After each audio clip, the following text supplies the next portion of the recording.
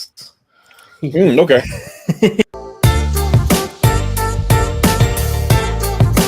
All right, 30 seconds. Your 30 seconds are up. No more boomer music. Stop right there, criminal scum.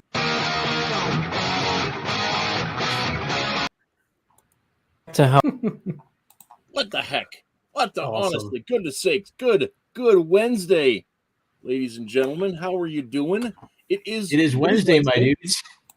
It is another episode of the Mattriarchy. I am as sometimes known. I'm always Matt Rhys, and I am here today joined by number one Marmaduke fan, Heyo. by Twitless, Up. and by Matt C. Howdy. And today we are running a little late, but we are here to talk about I just had it. Ghostopolis by Doug TenNapel. That's today's show. Aren't you excited? Hey, I'm just surprised because Rhys, you came in like a ghost. Yes. Yeah. We were talking like, where is he? And then suddenly we were on the air. So here's the story. I have been busy, so I didn't get to finish Ghostopolis. I read it several years ago, but I didn't get to finish it again until about a minute and a half ago. That's fine. I finished it like 30 minutes ago. So yeah. So, You were the guys who did your homework on the bus. yeah. No. Well, sometimes my mom was a teacher at my high school, so I just True Bart Bart drove, and I. Anyhow. Off to a good start. Yep. Yeah, off to a great start. So Matt, Ghostopolis was your pick. Why? Yeah. Well, it's basically because Doug has frequently pitched this as something he wrote after it, almost I guess in response to hearing about there was a theory about Lewis's Narnia series and how he put that together, and that he structured those 7 books to be something that hasn't caught on. I think some people have accepted it, but it's such a weird, boring explanation that it's not cool, so people don't talk about it. I think it's neat, and I thought it was neat that Doug thought it was neat how those books are written. Basically, it's the seven planets of the medieval cosmos. That he made Christ as the better, Mercury as the true and better sun, true and better moon, and that sort of thing. And so Doug has said that this book is him trying to do that sort of thing where there's like an oxygen that the story is breathing, and the oxygen is some sort of thematic oxygen that he never directly addresses, but it's just saturated and infused in every panel and every page. That's the idea. So I said it was my favorite, having not read it, because I just loved why that concept. Yeah. See, I'm unfamiliar with and I want to be more familiar with the classical planetarium, but I don't really know a lot about it.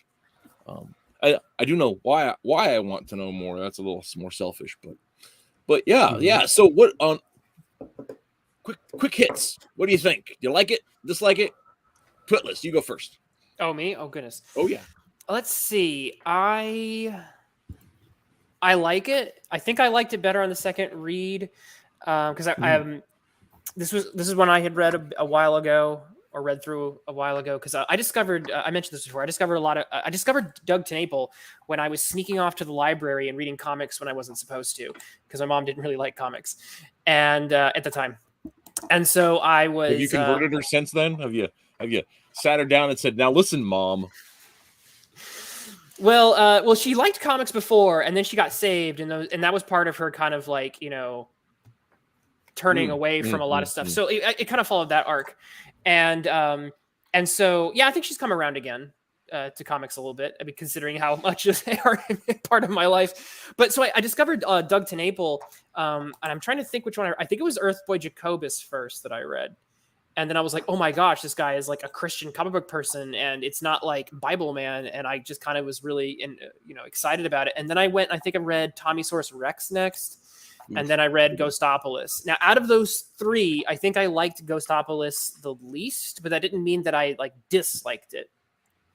So I think I think there are things here that are working. If we compare it to like Earthboy Jacobus, right, from last time, I think there are things here that are more refined. I think some of the structures and some of the elements, I think, click better. Some of the relationships between characters, I think, resonate a little bit more because of the time that's kind of been spent with them. So I think that this is Doug operating on a maybe a more refined level in some respects. That being said, I don't know. I'm a little more. I like it a little bit less than Earth. Nothing has toppled Earthboy Jacobus yet for me.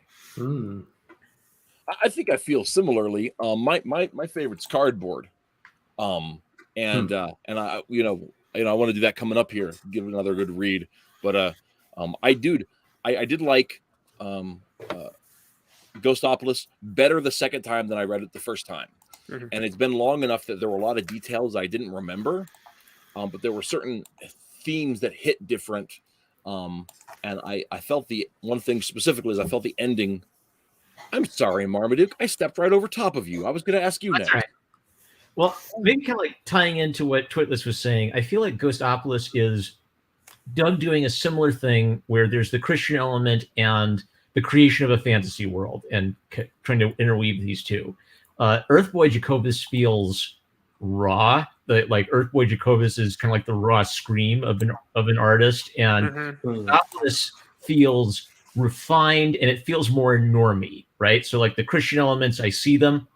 Some of them stick out as it kind of like jump out as you read, but it's kind of like Doug wrote Ghostopolis maybe more with the intent of making his Christian faith palatable to the person. Like I can imagine someone reading this and thinking, "Oh, that's cool," and then just not getting the C.S. Lewis connections or the Christological connections, whereas they're textually present in Earthboy Jacobus. So I kind of, I guess I like Earthboy Jacobus in the sense that I kind of like a raw, like kick in the teeth kind of statement. But I really enjoyed Ghostopolis. I consider it one of his stronger works, and I don't know. I almost don't want to set him in competition, right? Because it's like it's doing something different. It's the subtler statement rather than the more direct in your face statement. I'll put him in competition. I like Earthboy Jacobus more. Okay, I do. It's really funny to talk about the idea of the fact that like Christianity and faith is a plot point in Earthboy Jacobus, where it is a theme, a texture, a part of the atmosphere in Ghostopolis, in the same way that, in a similar way that it is in the Narnia books, right? Whereas opposed to I'd be really interesting, and we'll have to do this along the road somewhere, but I'd love to hear your take on probably my second favorite TenNapel book, which is Black Cherry, which is the one with all the swearing. Yeah. That is raw. I think that's the one he said he needed. Isn't that the horror one? He said he needed to get that out of his system. I think he said on a stream that I was on before, or that I watched. Is it horror? There's horror elements in it, but it's more of like a supernatural crime thriller, redemption story, I would say. But I remember one of his stories that he basically said that he wrote it early in his career and he needed to get that out of his system, the sort of like brutal, more horror elements. And once he was done with it, he was like, "Cool, I'm good." And he could just move on. It's darker for sure. It's definitely dark. I loved it. Loved it.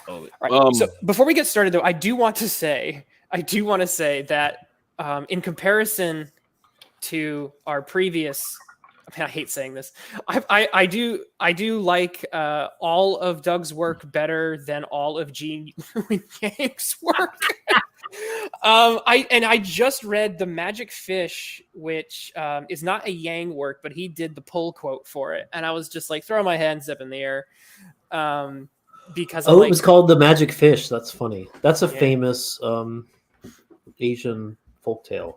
Yeah, it was a Vietnamese queer lit, and Gene was like, "Oh, this is so good," and I was like, "Shut up, Gene." And I'm just So one thing that I really appreciate posted in the Doug TenNapel stream. One thing I appreciate about Doug is just, I don't know, like Doug, every one of his stories, even though he's channeling Christianity over and over again, I feel like his stories are all very different. Whereas I felt with Yang, I think suffered, and maybe this isn't entirely his fault, but I think it might be the fault of the fact that he got like discovered maybe by like the trad pub, and they were like, "Oh, Gene, we love you telling this story about your conflicted identities. Please tell it 9 times." And it's almost like he becomes the victim of that kind of archetype, whereas Doug's just like, "And then I'm gonna do ghosts." Wait, so you think Gene is he's doing these things unwillingly? Well, I don't know. That's what I'm saying. Like, that's why it's a question. I wonder. Because the alternative is that he only has one story he can tell, and I would rather not believe that of him. I think he's more talented than that. But the fact that I read like the same story like 5 straight times, I'm like, either you're a one note or something else is going on here. Well, and I think part of it, I mean, I don't necessarily think there's the idea of unwillingness, and then there's the idea of being typecast, right? Yeah. And it's a risk. I mean, that's one of the things when you get with Black Cherry, right? In the foreword to it, which is great. Doug says there is swearing and there is sex in this book, and my Christian fans will say, "Why is there all this swearing and sex in this book?" It's because it's about LA gangsters, and that's how they talk. And there is religion in this book, and my atheist fans will say, "Why is there religion in this book?" It's because it's about people with a religious life. If you don't like it, I'm sorry, but this is the story I'm telling. So I think that's one of the things that book and some other things like makes a TenNapel box instead of putting Doug into a box that says, "Oh, you have to do secular comics, or you have to do religious comics, or you have to do that kind of thing," because he's actively stepping on these landmines in some way. He transgresses boundaries. I was trying to articulate this earlier, but like he definitely violates the typical Protestant norms, but in a kind of like safe way. Like if you handed this to like a Protestant Sunday school teacher, she'd be like, "Oh my, a poop joke? No." Yeah. And but like and there's more than one. Right, yeah. But and that's a very like it's like that's a very Doug type thing to do, where it's like he's edgy for like Sunday school, but he doesn't tend to cross certain lines that most transgressive works will. Like I'm going to take the Lord. I'm going to like be completely disrespectful to Christianity. I'm going to be like super like vile and filthy, and stuff that we saw in in the 90s and with underground comics and stuff. We're going to be soft on socialism and. Yeah. Well, and I think part of it is I think that the part of the nature of Doug's transgressiveness is it's not transgressiveness for the sake of transgression, right? Yeah. It's not like I'm not breaking taboos because they're taboos. He'll say, "Well, poop jokes are funny, and I'm writing for a children's audience with these scholastic books, and 10-year-olds think poop jokes are funny, so I'm going to put a poop joke in here that a 10-year-old will laugh at." So I think there's some of that's approaching his audience, and I think some of that well it shows that he's willing to, and this is another thing I liked about him, or that I like, is the fact that he's willing to push boundaries in both directions. He put a lot with what the quote you mentioned, Rhys, I think is really key, because he's pushing the secular people who would say, "Hey, why is there this religious stuff in this comic?" The stuff that like Al Hartley got in trouble for when he was, pushing Archie into Christianity. And Doug's like, "I'm a Christian. like, and that's he kind of pushes pushes against that line, but then he also pushes against the line of like I said, the typical evangelical lines of propriety. Yeah, the modern or that the modern puritanical kind of perspective. It's not just puritanical. It's just because it's more than Puritans. There's a lot of it in like I said, just evangelical churches and evangelical type of arts. Well, yeah. I don't mean puritanical in the actual like denominational sense, right?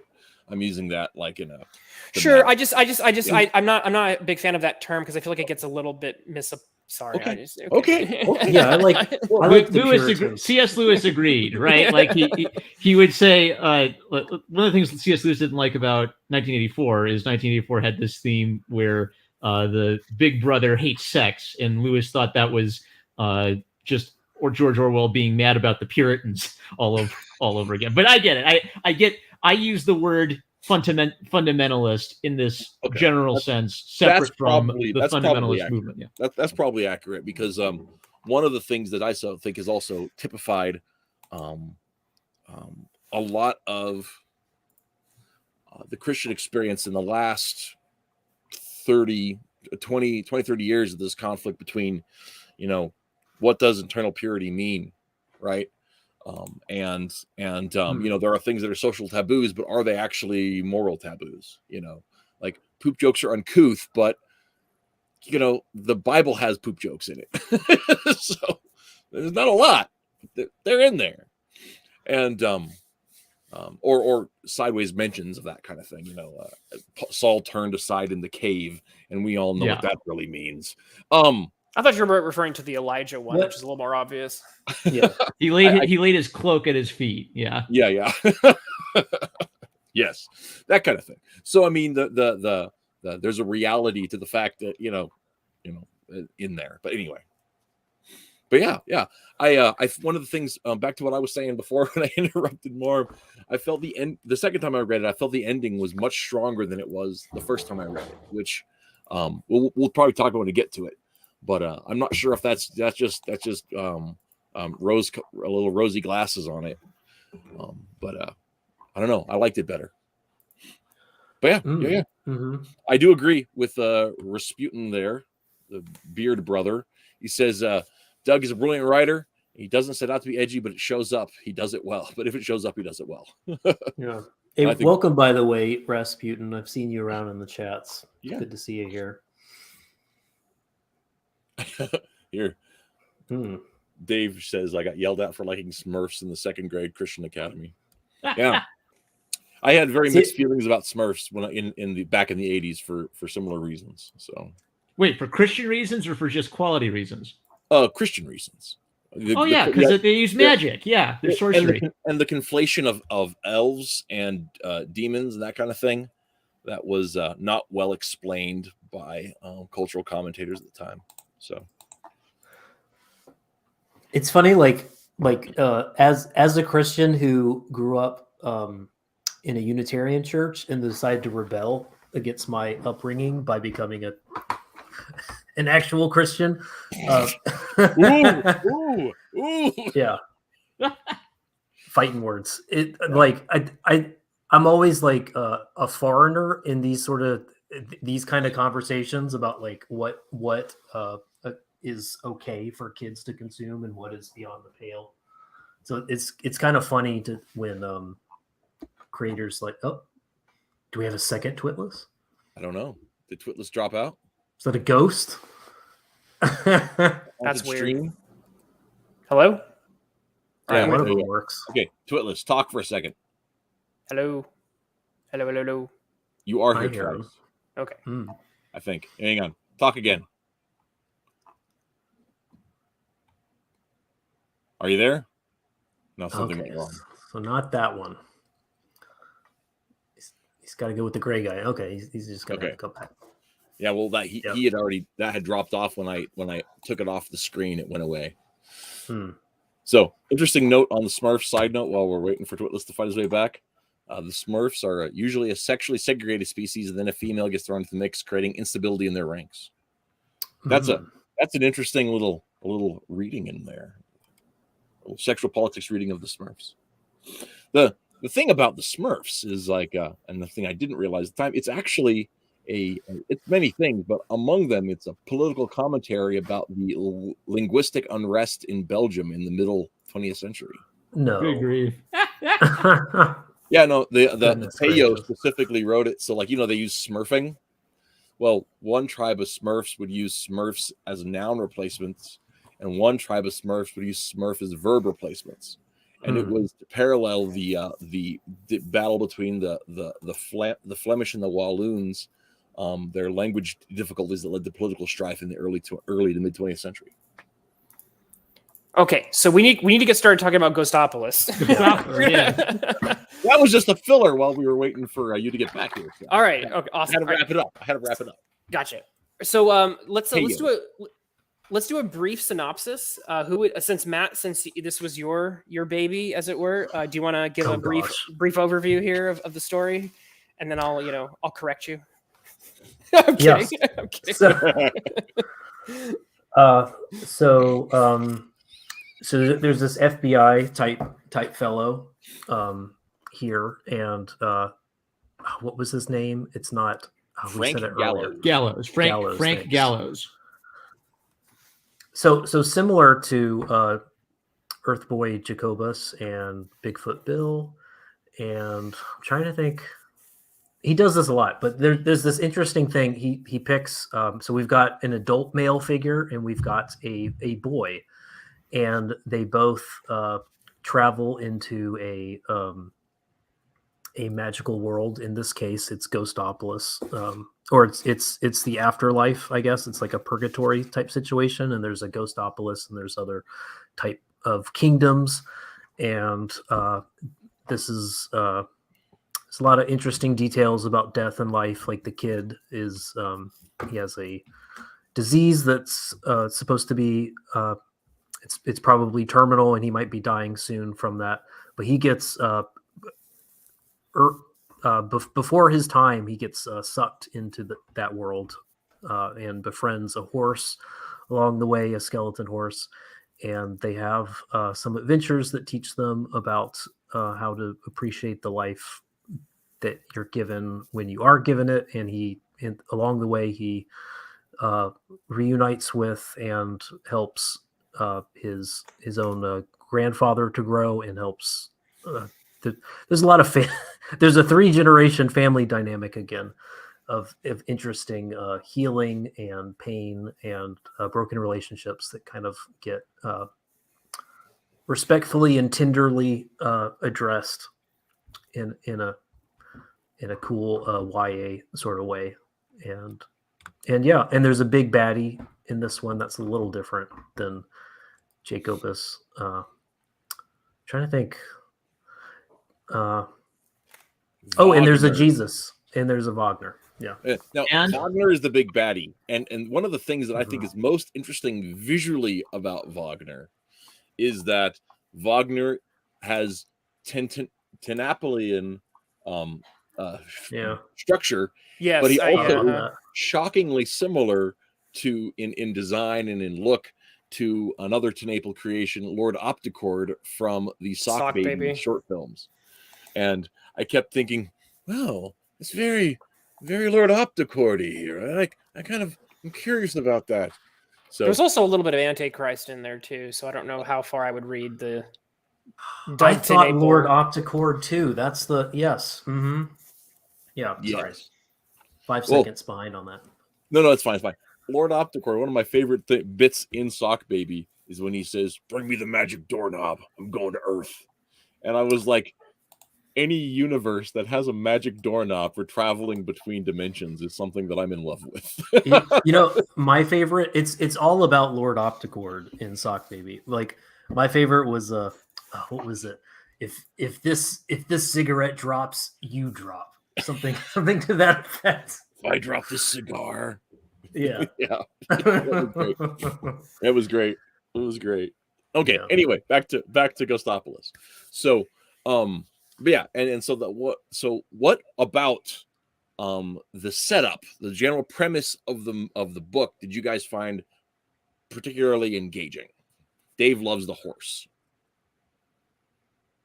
It's not picking up there off through my hand. I like the contrast between the older and the younger generation. Gallows is kind of established as a bit of a loser. Again, Doug's good at the visual side of communication, so he's a little seedy. He's not very well shaved. I think he takes a nap or he gets bit by a poodle in the first scene. And then Garth. What's interesting to me about Garth is Jacobus has more of an arc. Jacobus feels more like an archetypal, hero with 1,000 faces, and Garth just feels like a kid. We meet him and he's playing with an airplane, right, and imagining poop flying over people in the airplane. And it's his mom who has the extreme emotional reaction of tears at the thought of her son's death, and he just seems to be kind of ambivalent about it, like still in a state of disbelief over the whole thing. So he feels like a real kid with a very real human problem hanging, right? And I guess the contrast is a boy worried about literal death versus an adult who just doesn't know how to live, doesn't know what to do with his life. Yeah. I think that's good. I think I like that. I also really loved the whole setup. That Frank works for a government agency. He kind of hates his job, but he's like stuck doing it because what else is he going to do? That's intriguing. So I thought that little bit of world building was super fun. I don't know what it is because I don't actually like bureaucracy, but fictions about bureaucracies are something that I do find fun. Well, they're just making sure that the ghosts don't illegally immigrate into our country. They got to respect our ghost borders. 2010, ladies and gentlemen, 2010. Oh, gosh. Okay. So, Twitless, what about you? Was there anything about the setup that you found engaging? Yes. Hold on. I'm going to try to pull an image here that. Okay. Well, you're looking for that, yeah. Matt. Yeah. Okay. I liked that we led. Maybe it's like I see me in that guy in Gallows. Like I liked a guy who's struggling with his career and maybe edging into midlife, and I liked finding an adult male in that scenario, so I could see that sort of heroic arc come to pass at the same level as and Doug does this again. He does it often. He does do it well. To deal with boys becoming men and then like anti-heroes becoming heroes. And I think also one of the big questions that this asks too is what does manhood even mean in this context? When you've got a man who is what is living, I think that's a big question that is in the back of Gallows' experience is what does living even mean? What meaning is he deriving from his life? He doesn't seem to be having any joy or any passion or any purpose. He just has a job. And at the same time, you've got Garth, who is on the brink of, I mean, like this is his mother getting bad news, right, on the screen that his boys, there's just no way around it. He's going to die. And so, what does life mean for somebody with a death sentence hanging over them like that? And I think that's a really pregnant question that the first third of the book really juxtaposes those two perspectives. And then that's when the action story starts shortly after that. So something about the story, and I brought this panel up, and something actually just occurred to me that I think is really important to point out, but I'll do that in a second. So one thing that strikes me, and I don't know why, I'm not entirely sure if this is accurate or not, but there is something about this panel and the way that Doug has drawn the mother that it reminded me of something, and I was having a hard time putting my finger on it, and the closest I could come up with is it reminded me of Jack Chick, with just this sheer look of desperation and a sort of caricature. kind of sense, like characters before they usually get pitched into hell or something. So this kind of weird blend of like the comedic with the tragic. So that's a note that struck me about the initial setup. But here's something else that actually hit me as well, is the fact that this setup, I think, is actually the polar opposite of what we get in Jacobus and some of the other TenNapel works, because this is a setup where we do not have. This is a boy who has a mother figure but no father figure, whereas in some other TenNapel works we get the opposite of that. We get a setup where it's a father and his son, and with a non-existent or only at the very end does the mother figure maybe kind of show up. And here this is inverted. The father figure is absent, and it's not like Frank That's Gallows. true, If Frank Gallows does not take his, like, there's a little bit of like, you could almost see it thematically. Oh, he's sort of like being a father figure, but not really. Frank does not play that role. If anything, the Bone King actually plays more of that role, and that's way later. And also Jesus, I think. And so it's almost like the sort of like a Christian idea of father to the fatherless concept. Well, and I think that idea of fatherlessness is also really interesting in the very first part of the book too, because we learned that Garth's mom hasn't. I mean, like, she disowned her own father because of his many moral failings. Yes. And so that's one thing that, so like, she has a fatherlessness story and Garth has a fatherlessness story.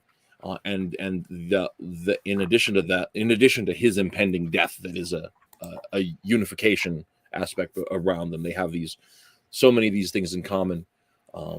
So surrogate father, we're dealing with it in very different ways, because of their places in life. So surrogate fatherhood, I think, is something that I notice is, I think, a recurrent theme in Doug TenNapel work, without it being an overly determinate theme, because this book doesn't. I wouldn't say, oh, this whole book is just about, like, father issues. Like, the father issues are here, and they're definitely a part of the story, but they're only a part of the story. Whereas, like I said, with Gene Yang makes his cross to bear is like the centerpiece of his stories, like, over and over again. Doug has recurrent elements, but they're not always central to the entire narrative. And again, I appreciate that, because as authors, we're definitely going to have recurrent ideas and recurrent themes, but we don't always have to be like, I'm going to beat this dead horse until it's a skeleton. Well, I mean, and skeleton horses. I know. I did. You see what?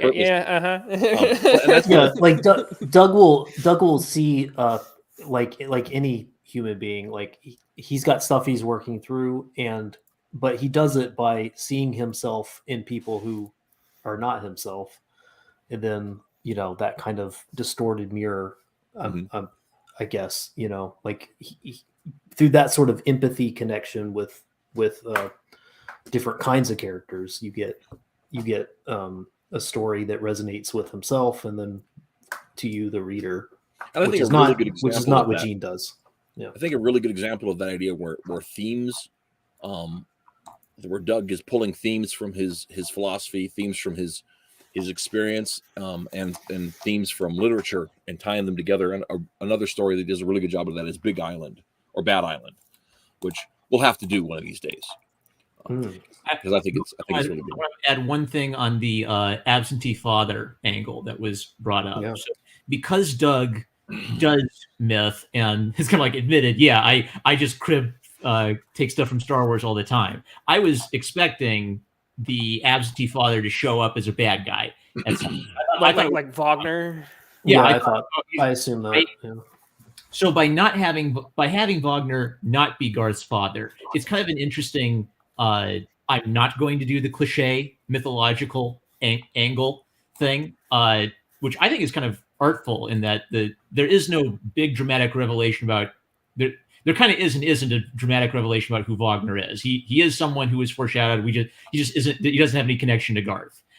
So that by not having the father show up as a bad guy, I think it kind of underscores the point that the absentee father, it's almost like he doesn't exist. He doesn't have any right to exist in the universe of of this story. So it's kind of neat that Doug likes myth and draws from Star Wars and myth, but he doesn't feel like he has to do the mythic plot twist. Right. He can avoid relying on a cliche from myth. And in this case, we're dealing with an Orpheus journey, but it's not the one you've read before. Yep. Yeah. So, definitely. I mean, there are certainly elements of that, but it's not the one you've read before, and I do think that keeps it fresh. Also, so this is Skinny. This is the horse, and who befriends Garth. Actually, it was so. In the story, Frank is sent out to find a ghost in this house, and the ghost in this house is this horse. It's a ghost horse. And so when Frank sends him back, a nightmare. Yes. Yes. And so when the nightmare gets sent back into the afterworld, Garth is there accidentally, and so he gets sent along with them, and they're instantly befriended upon this, and a nightmare saves him from these amazing dinosaur skeletons. Yeah, that's another thing that I think Doug does very well, which is the fact that he very much channels raw, childish American, and I say childlike, not want to say childish, childlike imagination.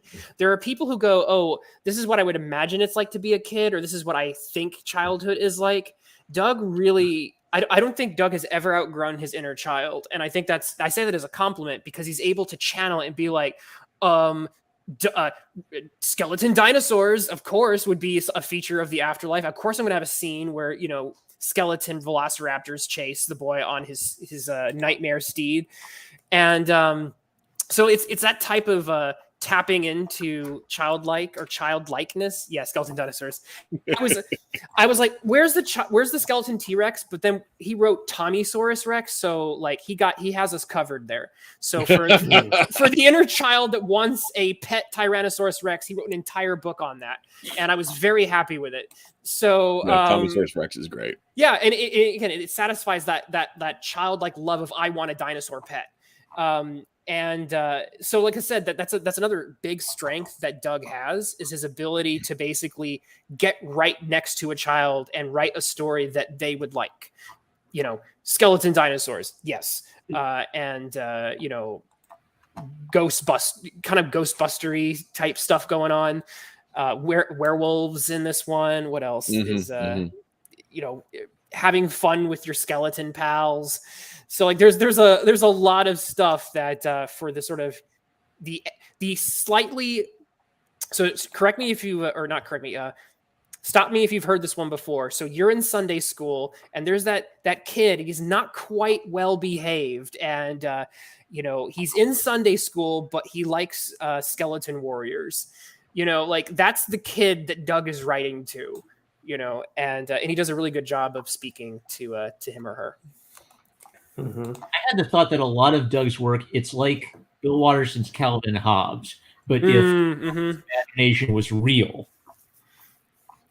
Yeah, I think there's definitely some through lines. Wow. Yeah, Doug's talked about Watterson being a huge influence. Oh yeah. There's so much. Well, and Jack Chick, he and I have talked about Jack Chick too, so I wouldn't be surprised if that's in the mix here somewhere too. So I want to know what reference he used. That was interesting. It was interesting to see how well he did horse skulls. Like, did he have something? Like, I don't know. Well, I have no idea.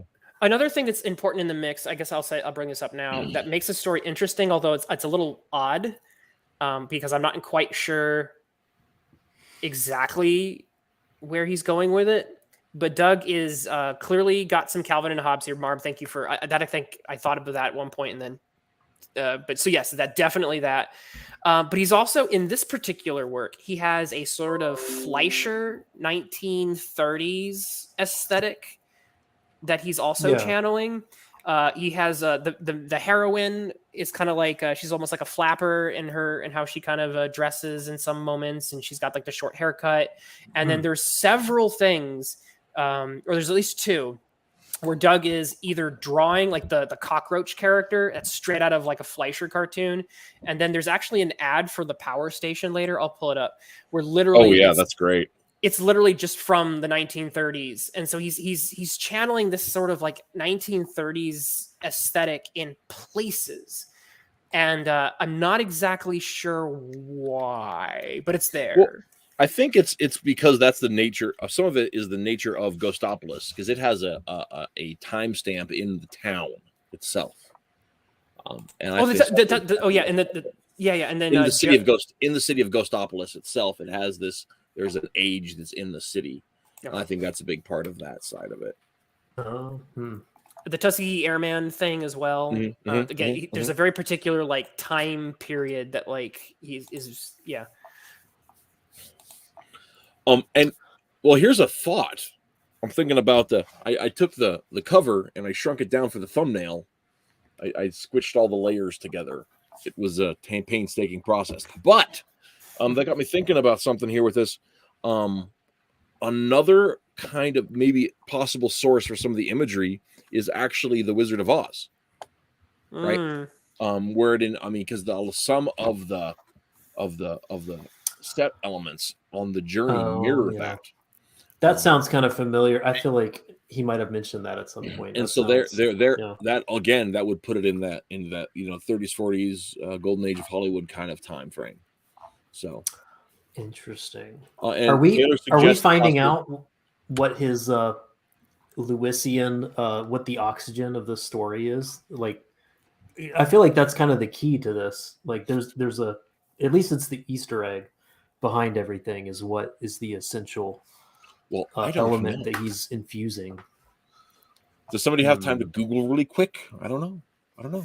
I couldn't find anything. Yeah. One of the main things that I think that is missed, where that we haven't hit yet, and not that it's missed, but we haven't hit yet, is talking about the ghost lady. And so I don't know if you need to tell a little bit of the story to explain how she appears or not. I could do the 2 minutes version on that. So Gallows, because he feels guilty over screwing up and sending Garth to Ghostopolis, he's fired. He desperately wants to make it right. So he goes to talk to Claire, his old ex-ghost girlfriend. Through dialogue, we learn that he and she were fiancés.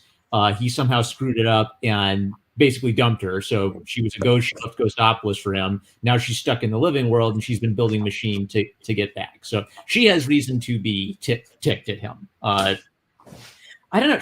I read Claire as just competent. She knows what to do, and she takes intelligent actions.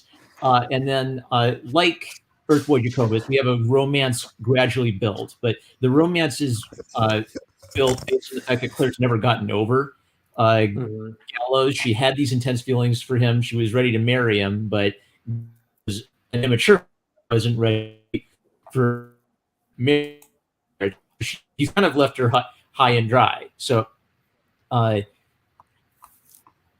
anyone else want to segue into that? Well, no, and I think and she's such a more central character. And it's not unlike Jacobus's mother. The personal character is not unlike Jacobus's mother in Earthboy Jacobus. She seems older. As weird as that sounds to me, I think she seems older than Jacobus's hollow mom in there. I definitely feel that there's a lot of Ms. TenNapel in that character, in terms of just the way I've seen them interact and that kind of thing. But there's also the fact that has such a hero's spirit in the story, and she is capable, but she's also very serious minded, which is something Gallows is not. And so that's something that even the grudge she holds against Gallows is something of there's a logic and a reason behind it. It's not just some sort of emotional fit. That's something I think is really an interesting idea. Cartoonicus had a good comment about that. He said he's a detective. Is he trying to do film noir? And there's some noirish aspects of like some moments, whether it's him being a detective or like the my old flame. Oh, he wouldn't marry me, and so we broke up, and and you're coming back to me now. And there's these sort of like little currents that I think map onto that. But Matt, you were gonna. Well, could we could drill into that for a little bit more. This idea of the female love interest being,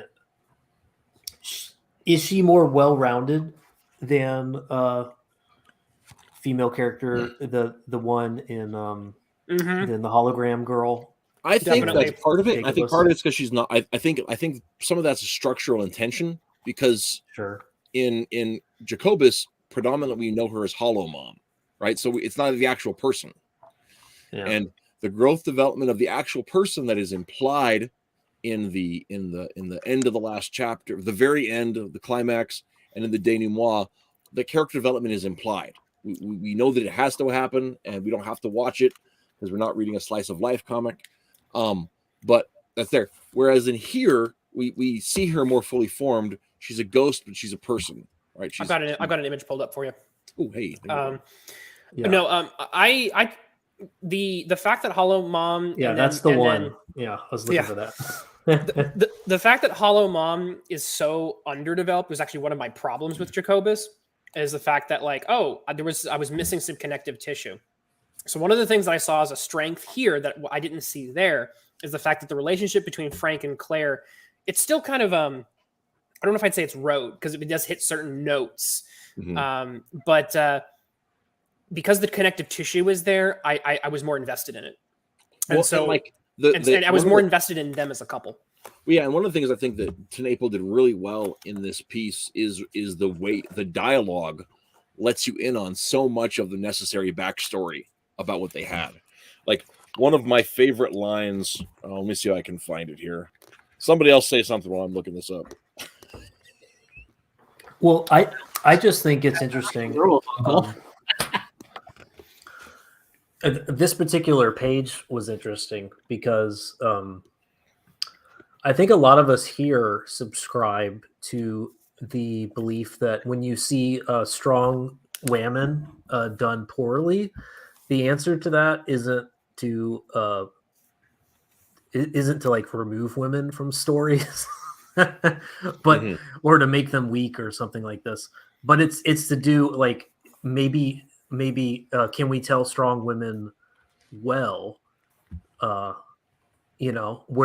they're as relatable and characters we can sympathize with as much as the male characters, and do we see them go through, like, if are they strong women because they've been robbed of a growth arc of from brokenness to healing, and can we give that back to them in order to make them in order to redeem that archetype again? And I think Doug obviously subscribes to that too, because that's what he does here. And I think it's funny. You could take the first two panels, and I'm always trying to contextualize these creators in the year in which these things are printed, and this is 2010. And I think in 2009 you could still do this sort of thing. Like, no one was having these kind of conversations on this level, I guess, about strong women. Like, it wasn't a meme yet, you know what I mean? So you could do this. Legend of Korra and Star Wars The Force Unleashed started the internet drama about it. Well, Mary Sue's were I think a little before that as well. But the thing that's going on here that is also different. The problem that strong women as the Mary Sue essentially effect is the fact that the Mary Sue is usually strong at the expense of a male character, which makes the character development and therefore the narrative gender focused. So when James Bond overcomes things, he's not overcoming women in particular. Okay, he's overcoming the challenges of his story. But in a lot of Mary Sue storytelling, it's gendered. It's, I have to take you down, not just because you're a threat, but because I'm a woman and you're a man. And because there's that gendered layer to it, you can't hide that. And it rubs people the wrong way on either a very obvious level or a subtle one. Well, Doug's doing... Oh, I'm sorry. Go ahead. Finish. What Doug's doing here is he's just showing, he shows Claire having her moment, but it's not at the expense of showing Frank as being stupid and weak. I mean, he has some like pratfalls and some comedic moments. Yeah, that's interesting. He's weaker on a superficial level. You could argue that she's a stronger character than he is. I'm just pushing into that to see if we can justify it still. But I would disagree in the sense that, like, even in this universe, Frank is actually stronger because he gets to have like supernatural powers, even though he's like he kind of sucks at them. And at the very end, he's actually one of the ones who really is critical to saving the the in a current year story, that would be inverted. It would have to be Claire. In fact, when they if they ever get out of development hell, that's probably one of Hollywood's decisions. They're gonna swap that. So one of the things about this is, first of all, not to just be that guy, but I got to push back the me woman whole archetype that actually goes back into the 70s hardcore. I've been watching old crime series, Cagney and Lacey and Rockford Files, and it's in there. Probably goes back to this. It probably goes back to the 60s. Back. Yeah. But I mean, like, it probably is. But I mean, like, it hit hard in the late 70s and early 80s. The whole burn your bra feminist Gloria Allred thing was like, I mean, that was a huge debate, and it kind of died down in the later 80s and 90s, believe it or not, and then it peaked up again. So it's just and it was also a big deal back in the 20s. That was a big part of the whole flapper thing, interestingly enough. So it kind of rehashed all that kind of thing. But the other I'm sorry, Marv. Oh, sorry. I thought you were about to transition us. I wanted to say one last thing about strong women that occurred to me, which is I think a lot of it is most of the internet debate focuses on the women part and not the strong part. So I think there's a confusion about what strength is in the failed strong women archetype, which is I think that writers trying to write a strong woman think that in order to have her be a strong woman, I must have her demonstrating power. I am woman, hear me roar. Whereas in a hero's archetypal journey, power is something they earn because they spend most of the time sucking and not being that powerful, and it all builds up to them finally having power at the end when they conquer evil. Whereas the strong woman just has strength naturally as who she is. So with Claire, she doesn't have magic powers in Ghostopolis. Most of her contributions are from her just having a cool head on her shoulders. And I mean, having a cool head, and also the knowledge that she has. I mean, she knows the right people in the right places at the right times, right? And that's one of the things like that is so important. Is even her she's got a technological skill. She's got this tinkering thing, but that still is as a product of her mind, and her mind and her will are her real power, which is an interesting statement in this. So the other thing I wanted to kind of go back on to talking about was the idea about the power of Frank, right? And Frank is shown as somebody who is repeatedly not living up to his potential. He has knowledge and he has capacities, but he doesn't do his job well, to the point where he gets fired in the beginning of the like the third scene or whatever. And even with this whole thing, he throws away this relationship with this ghost girl, and he's got his motivations for all of that I'm sure we'll talk about later. But we don't see him really embracing any kind of idea beyond himself until until he meets Garth. And there was a great line in here later on where it says that where Claire calls him on it, says, "What's with you?" And he's like, "I don't know. Something about that kid makes me want to be a better me." It's just like, ooh, I like it. Yeah.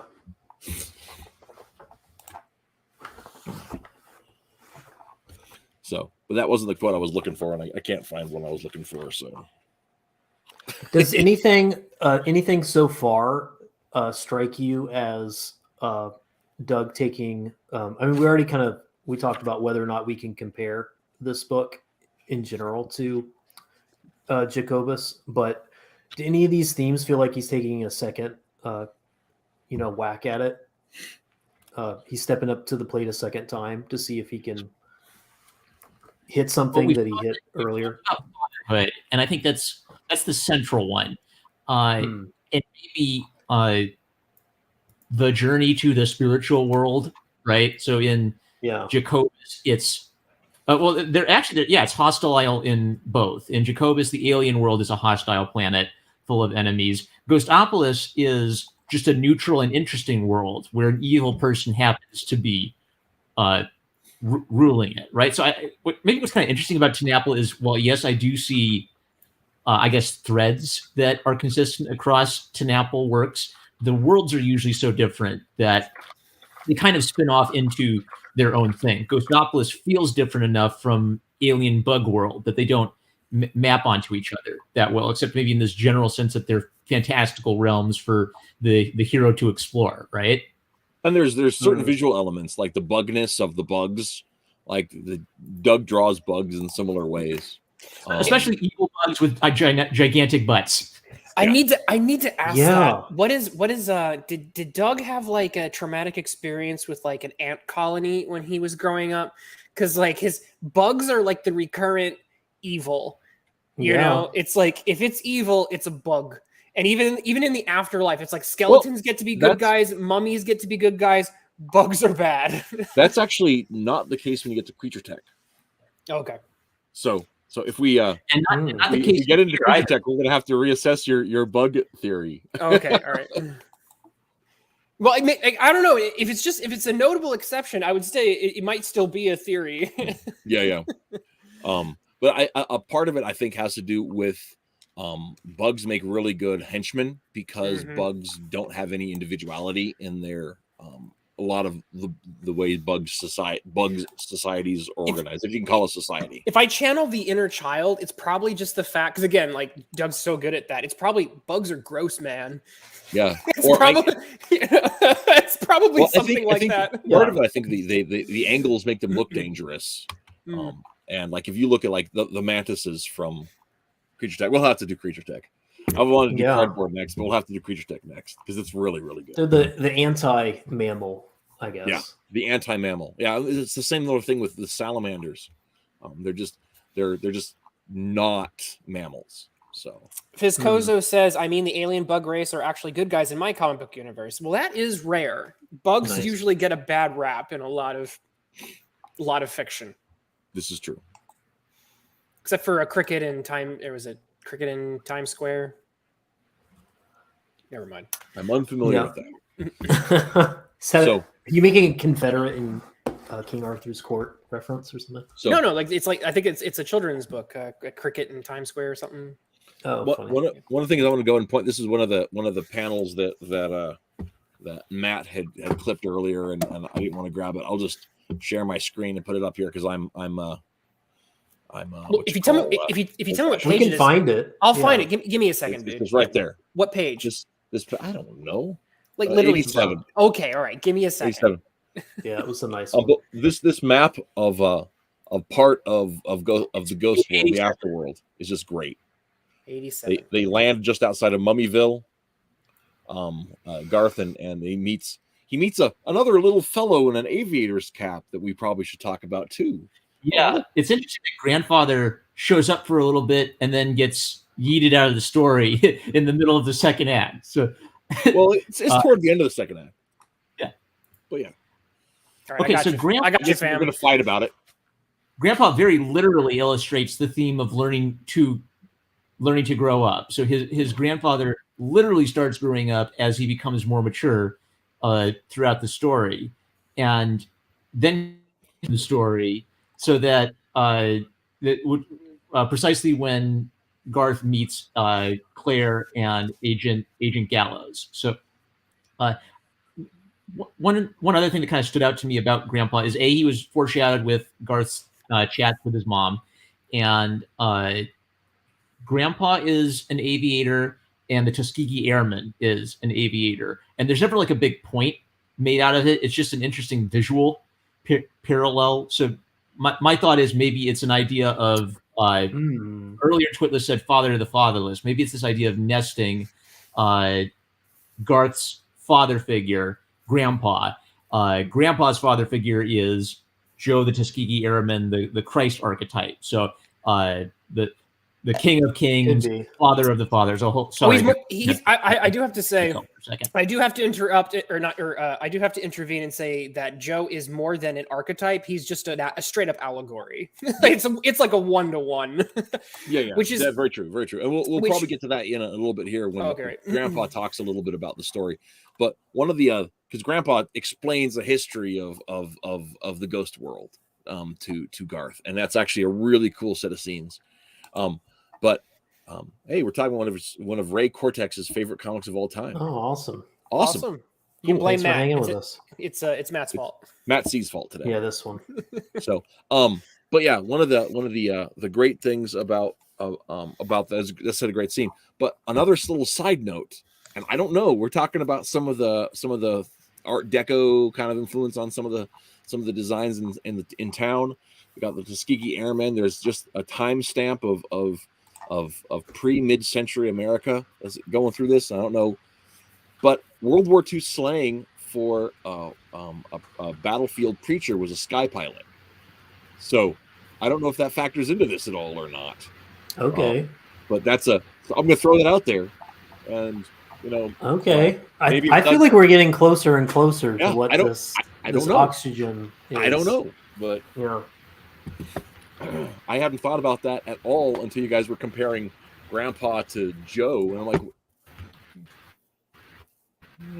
They have the similar hat at one point, yeah. Oh yeah, they've got the pilot's cap. Pilot's cap, with the goggles. So this is something I hadn't picked up on the first time I read it either. Is there's this little map of the afterworld, or part of the afterworld, because there are other realms that aren't shown here. It mentions Mummyville, Ghostopolis, and the Bone King, right? And those are those. I was like, as I read a little bit further in the story, I'm like, why is it emphasizing the Bone King? That seems weird. But then all of a sudden, that becomes a major part of the second section of the story. So it's probably my favorite character, if I'm being honest. He's great. He's great. Yeah, that was good stuff. This was a nice. The reason I clipped that panel is because it's not just a map, like it's even. This is Doug's animation skills shining through, even in a map panel. Like you're getting motion, like the edges are kind of rushing towards the center. It's just a nice, he throws it in perspective, like looking over the mountain into the valley kind of feel. Like he didn't have to do that, but I'm glad he did. So yeah, and it makes the whole world seem, I mean, just this thing, it feels more lived in, right? It's just like I want to go to there.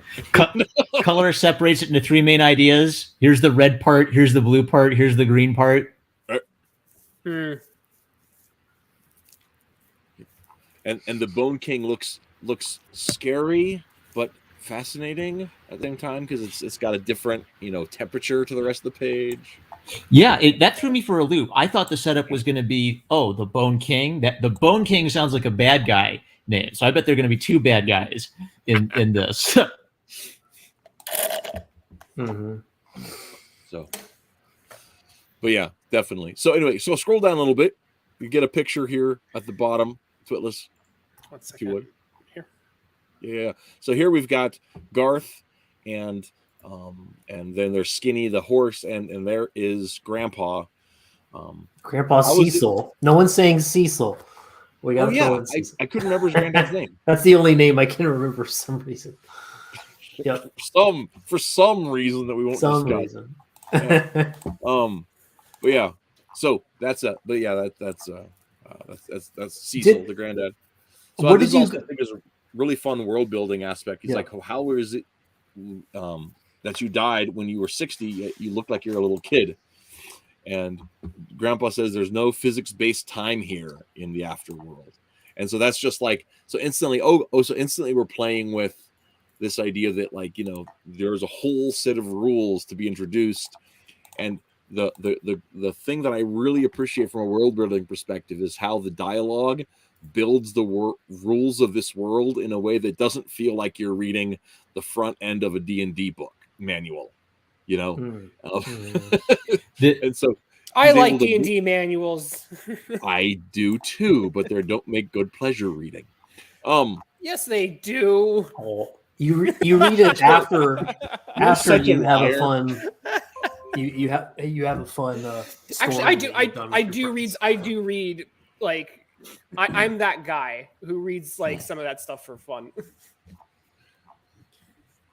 One more thing about world building is not only does this set up TenNapel's world, but it actually explains something in our real world lore. Why do ghosts move through objects? Because in Ghostopolis, they have their own set of physics, and we're not bound by the laws of physics of the other world. So this fantasy universe is consistent with real world lore about ghosts. So it's weird because it adds a touch of realism by fitting with previously established fairy tales about ghosts. Mm-hmm. Yeah, it builds upon popular knowledge in a way that doesn't divorce you from the narrative they're telling, and that's a real tough thing for as somebody who has written world building stuff. That is hard to pull off, right? And the metal, of course, has got a flex in the chat. He says, "I'm the guy that writes tabletop manuals for fun." Yes, I've done that a bit too. Anyway, I'm sure not as much as he has, though. So yeah, so that's I love that. I love that page. What'd you guys think of they introduce, I think, like the next page even, they introduce the idea of Grandpa Cecil starts growing up physically as he's growing up soulishly, I guess. Like he starts to mature on multiple levels, and they hit that pretty fast, and then they explain it thematically pretty fast. How'd you feel about that? I liked it. I felt like it was a little too fast. Although the final time he does it is very poignant. Let me see if I can pull that up, because like when he finally, because he grows up a little bit as he's basically maturing essentially. But when he does it the final time, when he basically sacrifices himself for the good of his grandson, and that's when he basically reaches like full maturity. That one hit really well. The previous ones, like I said, it was a little too fast, but the final one worked very, very well. Yeah. Well, I thought it was interesting that he did knock it down so fast. They're like, as soon as you're wondering, okay, is this like is this a visual metaphor? And then basically the kid, they're like, says, yes, it is. It's a visual metaphor. Page 150. Oh, there we go. Which I thought that was an interesting risk to do that. So I thought, okay, so he's hitting that now, so that means he's pulling his punch for something else later. And I guess it's what you said, Twitless, is that he hits the theme a couple more times. You see him kind of grow into some goofy stages, and then he's behind the scenes, and then he comes back much older, and then it's a more poignant moment as a result, I guess. And it doesn't have to be explained because it's already been explained. Well, and I think part of it too is like it also intimates some stuff like they talk about in Ghostopolis that there are people, there are creators, there are creatures that within the ghost world spy on the living world and then sell information through whatever currency they use to other ghosts of people that are left behind. So Cecil already knows about his grandson because he's been watching him, because he's been spent all of his money to get to know him, but he doesn't have a chance to develop until he can start acknowledging to his line how he screwed them over. So when he acknowledges, and that acknowledgement of like, yeah, I was a pretty terrible dad, you know, I wasn't good to my daughter and all this stuff. So that I think that allows him. I think maybe he's got some growing saved up. yeah, it's deferred. Actually, I think it's a bit. it's handled with kid gloves. Mhm. But the idea that he was an alcoholic father, an alcoholic abusive father is touched on. And and that's another thing that Doug can do is Doug, because there are other works, especially like of comics memoir, we could mention Spiegelman, who the people who have their childhood traumas are unable to deal with them in they're not, and the reason why, and I strongly believe this is the case, and this is I'm gonna really simp for Doug here, but the reason why Spiegelman is stuck where he is stuck, I personally believe is because Spiegelman is an atheist who rejects even the concept of a loving God. And so the idea that you could overcome your trauma and that you could heal it is something that I think is kind of because I think Spiegelman believes in processing trauma, but not really the redemptive quality that Christianity brings. Doug is a Christian. Doug believes not just in, being able to limp after your trauma. Doug believes, as many evangelical Christians do, or I would say all evangelical Bible-believing Christians do, that Christ can redeem. It's more than just a patch on the wrist or like a crutch for you. You can walk again, not even just in a physical way. You can spiritually walk again.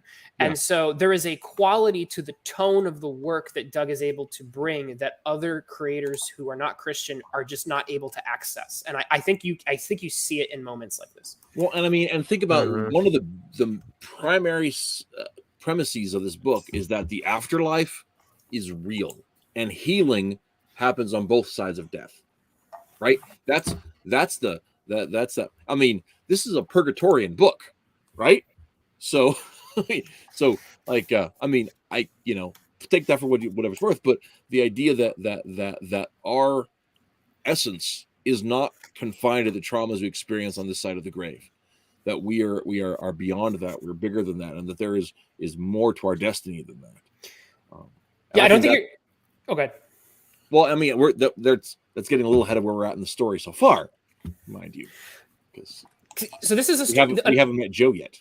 Yeah, because Doug is, and this is one thing that I do want to say to our comic book audience, because many comic book readers are sticklers for canon and sticklers for the worlds working a very particular way. One thing you have to do with Doug's work is you have to have a healthy dose of suspension of disbelief. Because there are certain elements of Doug's universes that don't necessarily square with the whole micromanaging of continuity, paying attention to details that have to rectify on a very logical, austere level, or I can't enjoy the story. You're going to have to give a Doug TenNapel story a little bit more slack than that. For example, the idea that you're in the afterlife, but you can die in the afterlife, and then where do you go? You're not supposed to be thinking about that, and I don't think you're supposed to, as a Christian, walk into this and go, I need to apply a Christian eschatology to this afterlife. You're not supposed to think about that. It's a fantasy. It's a fantasy that's structured in an allegorical, pharisaical, Narnian-esque way, and you're not supposed to try to actually apply full allegory one-to-one except for Joe. So that is one thing that I would say. That's the you have to be this tall to ride. You must have this much suspension of disbelief to read.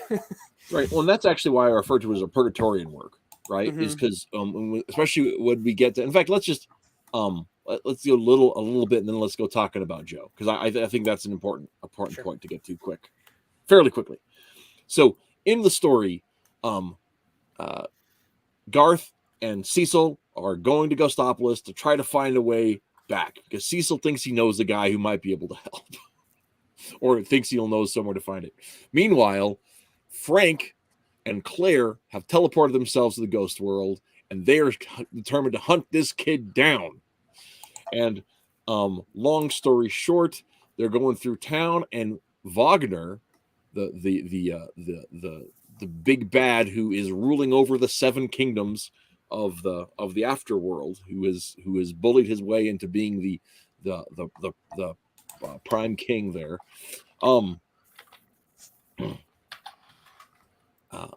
With that, he's hunting down Garth, because there's something special about Garth, because he's got a special amount of power for whatever reason in the ghost world. Because living beings in the ghost world aren't bound by ghost world physics, just like ghosts aren't bound by living world physics. And so he wants to manipulate and use Garth, however. So they're hunting Garth down, and they've got all of the militaries, the bug military and the bone military and the goblin military are out looking for Garth. So then there's this big conflict, and Grandpa ends up, accidentally teleporting away into the other world to try to save the kid. And the kid's Frank and Claire are able to steal the kid away, and then they're captured by the Bone King's forces. And the Bone King's forces take them away to the Bone Kingdom, which is in the north of, for whatever reason, it's in the north of the ghost world. And they find out that the Ghost King has been faking working with Wagner the whole time. And really, he's been working for Joe. And Joe is the man who built the ghost world. Brick by brick, clump of dirt by clump of dirt, with his bare hands, he built the ghost world. And so here we have, this is Joe, who is leading these ghosts. He's healing them and leading them into the next world, right? And the afterlife. The afterlife, right? Mm-hmm. And there's a great scene that I want to go ahead. Let me turn to that page. I'll read it here. It's a couple pages after.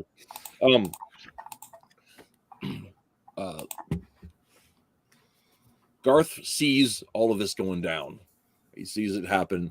Sees Joe heal these people, send them into the light, and he says, "That's where I belong. That's my home." And he goes up to try to get in there, and he tries to make his own way in. Him, and he says, "This is page 176." Joe walks up to him and he says, "Garth, you don't belong here." And he says, "Well, just not yet. Can't you send me home? I can go. Can I go through the crack in the wall?" And Joe says, "Oh, that takes you home, but it's not Earth. It's not for you yet." Mm-hmm. And then Garth just breaks down crying, and Joe just wipes the tears out of his eyes. And it's just a great moment. Mm-hmm. And it goes on for, I don't want to spoil too much because it's those allergies getting to you there. Yeah. Well, yeah, I had allergies at that moment too. I don't like it when stories do that to me because I'm a turd, but it did. It does, several places in this story it just gets me. Because one divine plane of existence isn't enough. Yes, that's how a TenNapel book goes. But yeah, that was a moment where we see that there's like the complexity of the world he's building, that the afterworld isn't all of existence. It isn't the final story. It's something that that's why I say it's purgatorian, because these people are the Bone King is facilitating these people getting to meet Joe and getting to be healed before going on to what happens after. And Determined Sheepy says further up and further in. I think that's yeah. I think we're channeling some of that there. Also, great part of a good, interesting end cap to that series. Yeah, I have a kind of like Aslan. Well, the Aslan connection is obvious, but to me, it's interesting that TenNapel sort of he's a subversive Christian artist. So the Christ aspects are obvious, the stigmata, giving sight to the blind, ushering people into the afterlife. But the fact that it's a Tuskegee Airman hides it, right? So Joe could be Christ, or Joe could be a Tuskegee Airman who just happens to be very Christ-like, and this is his role in life, is getting people to Christ, right? So whereas Aslan is so directly Jesus Christ, you really can't separate the two. I would argue that Joe is the same level. And the thing that cements it for me is his first introduction, where he built the entire Ghost world brick by brick. Some people said that it took 7 days. Other people say it took 1 billion years. It was like 6 days. Sorry. So like it's literally the creation story, and I'm like, it's about as 1-to-1 as Aslan is. I don't. That's from my the way I would say it. Or right, even down to him saying you should be afraid of me. He's not a tame lion. Yeah, right. Yeah. It's so straightforward. Well, and that comes back to another of Evie's videos of Matt from previous stream. So you're talking about your friend who was said that that video. Oh yeah, that was a funny one. Yeah, who questioned that it was. What did I say? You had a friend who saw it and thought, there's a character this is a Christ character, right? You Christians, you see Jesus in everything. Yeah. Isn't them just channeling their absent father? Like that's all this is. They're projecting.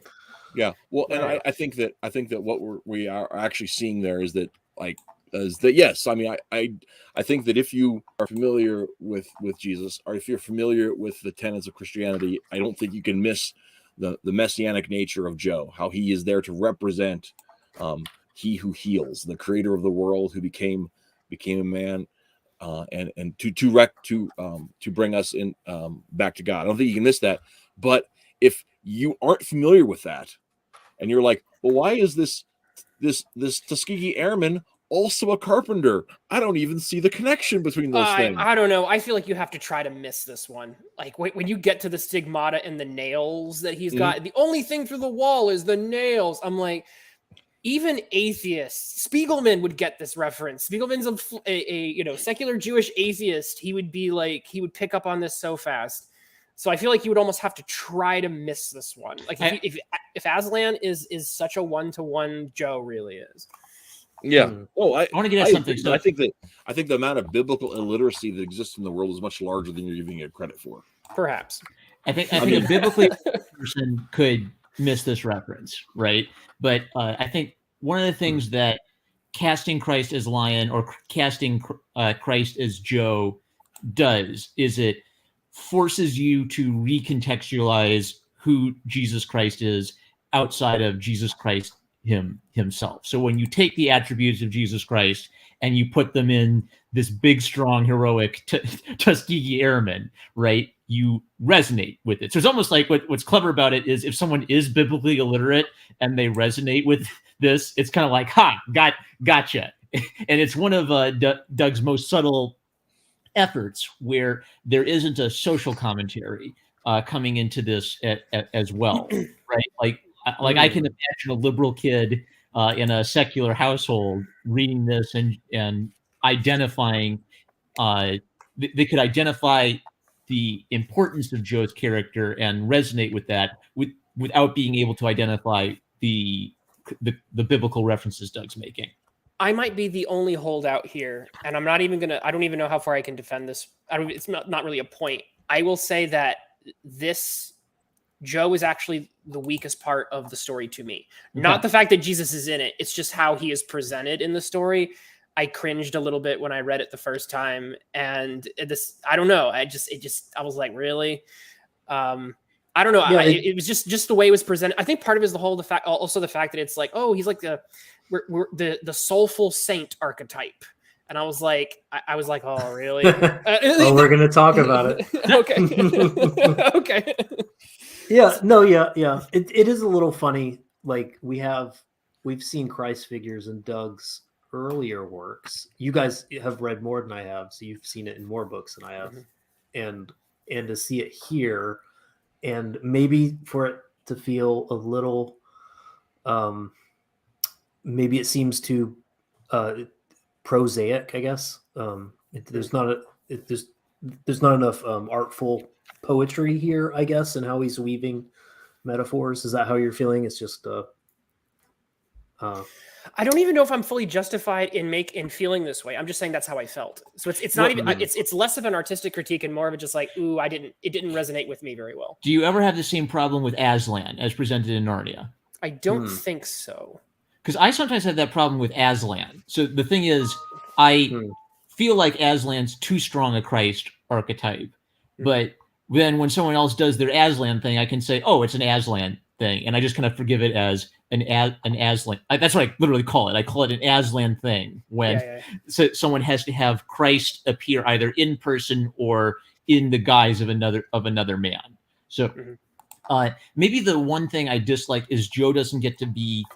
It'd be weird to have Jesus Christ running around and fighting and punching like cartoon zombies, right? So it's forgivable to not have the Christ archetype be central to the plot. Lewis gets around it by having Aslan take active roles in the story, but it's kind of like Aslan takes the position of he needs to let the human kids have their role in the story, so he kind of lets the human kids act. And Doug's explanation for it is that his Aslan Joe is busy tending to the widows and orphans, right? So he's got his place where he's got that's one of the reasons why I say it's important to me that Joe has this human element as well, where he may not necessarily be 100% Christ, right? So if he's a human and he's limited, then this is where I'm supposed to be. I've got to help these people get through the crack to the other side, and I can't go on the adventure with you. You need to go on the adventure. Taylor, I think, may have a counterpoint to you here, Twitless. It says Aslan is the side of Christ as the mighty king, while Joe is the humble servant. That may be. It still didn't resonate for me. I still cringed a bit when I read it. I don't know why. It's like I said. To me, it was just the presentation of Joe's character. I think the stuff he does is fine, and the fact that Doug keeps him in a reserved spot, I liked that. I think it was just the whole like soulful saint archetype that was also Jesus that I didn't quite resonate with. You know, like, so people have often found Aslan a little too on the nose, but the stories themselves they find to be jumbled and strange, and finding like a thematic through line that justifies all 7 books is usually where people tend to flounder until this theory of the medieval cosmos through line was suggested. And it makes me wonder, and then like even the weirdest books, like The Horse and His Boy, if seen through a Mercury, well, anyway, we don't have to get into it, but seen through like that sort of thematic structure where Aslan, there's a lot of weird, quirky stuff that's happening, or stuff that seems a little too obvious, but it's because he's trying to press it through a particular structure that he's going to rigidly stick to, but never acknowledge directly. Like, it makes me wonder, are we missing this sort of like Tuskegee flying planes, like skeletons, like there's something going on here that's his thematic through line that maybe would make Joe seem richer if we could parse it out. Honestly, I feel like, again, it's just the archetype that was chosen that I did not resonate with, and it wasn't his. I think the actions he takes, it's the actions he takes are fine. When he wipes the tear away, like I said, I had allergies, just as Rhys did, but it was just the archetype that I was just like, this is on the nose for me. And that's it. That's just, and it's a personal reaction to it. Like I said, I don't think it's structural. It's just the archetype didn't resonate with me. If he didn't have holes in his hands, I think I would have been fine with it. At that point, I'm like, you couldn't find an equivalent way to I'd have liked an explanation for the holes in his hands, right? In the universe, yeah. Well, I can see that, but I think also at that point you're taking. I mean, that's like a whole left-hand turn, deep lore that would totally like I can't imagine a way that would not derail the narrative. Because until we meet him in the scene, everything we hear about him is just, it's a legend that somebody says that, nobody even, nobody as far as anyone who knows, no one has seen Joe. So, so that's one of those questions that comes in. It's just one of those things where that's what people say, that's what everyone says, but no one's seen him yet. And then when they do see him, here we are. And then we've got 5 pages here down in the cave underneath the Skull Mountain or whatever they call it, and then it's on to the next action scene, right? Yeah, as he's wont to do, he's got several great action scenes. Oh yes, that go on for, they could be 20 pages, some of them. Oh, I think some of them are pretty impressive. Yeah. So I have one final point of interaction with the text. I'm interested what you guys have to say about this, especially the artists in the room. So Marm and Matt. Yeah. One thing that I've been noticing the more I read of Doug's work, and I think it's, again, a strength and a weakness. So I think it's a double-edged sword. The strength of Doug's work, I think, is that he's doing what he said in that old con appearance, where he said, I can basically make movies with my mind if I have a pencil. And so in a sense, you're reading like an animated picture in a sense. And so it's like each of those pictures on the page could be, like frames of a, on the screen essentially. And you just play them one after another with more frames, and you basically have an animated movie. And it's a strength in the sense that Doug is bringing a cinematic quality to comics, and his stories read very, like I said, they read cinematically, and you can read them quickly. You can get the story, and it's like I said, by the time you're done, it's like you've been at the movies. The weakness that I think that is a consequence of that has to do with what is sometimes called spatiotopia, which is a concept from one of my French structuralist comic book scholars. And the idea is the fact that when you are looking at comics, you're not just looking at one panel A that follows panel B. What you're actually looking at is you're looking at a double page spread all at once, and then the panels afterwards in sequence, but then you're also subconsciously aware of how they all relate together.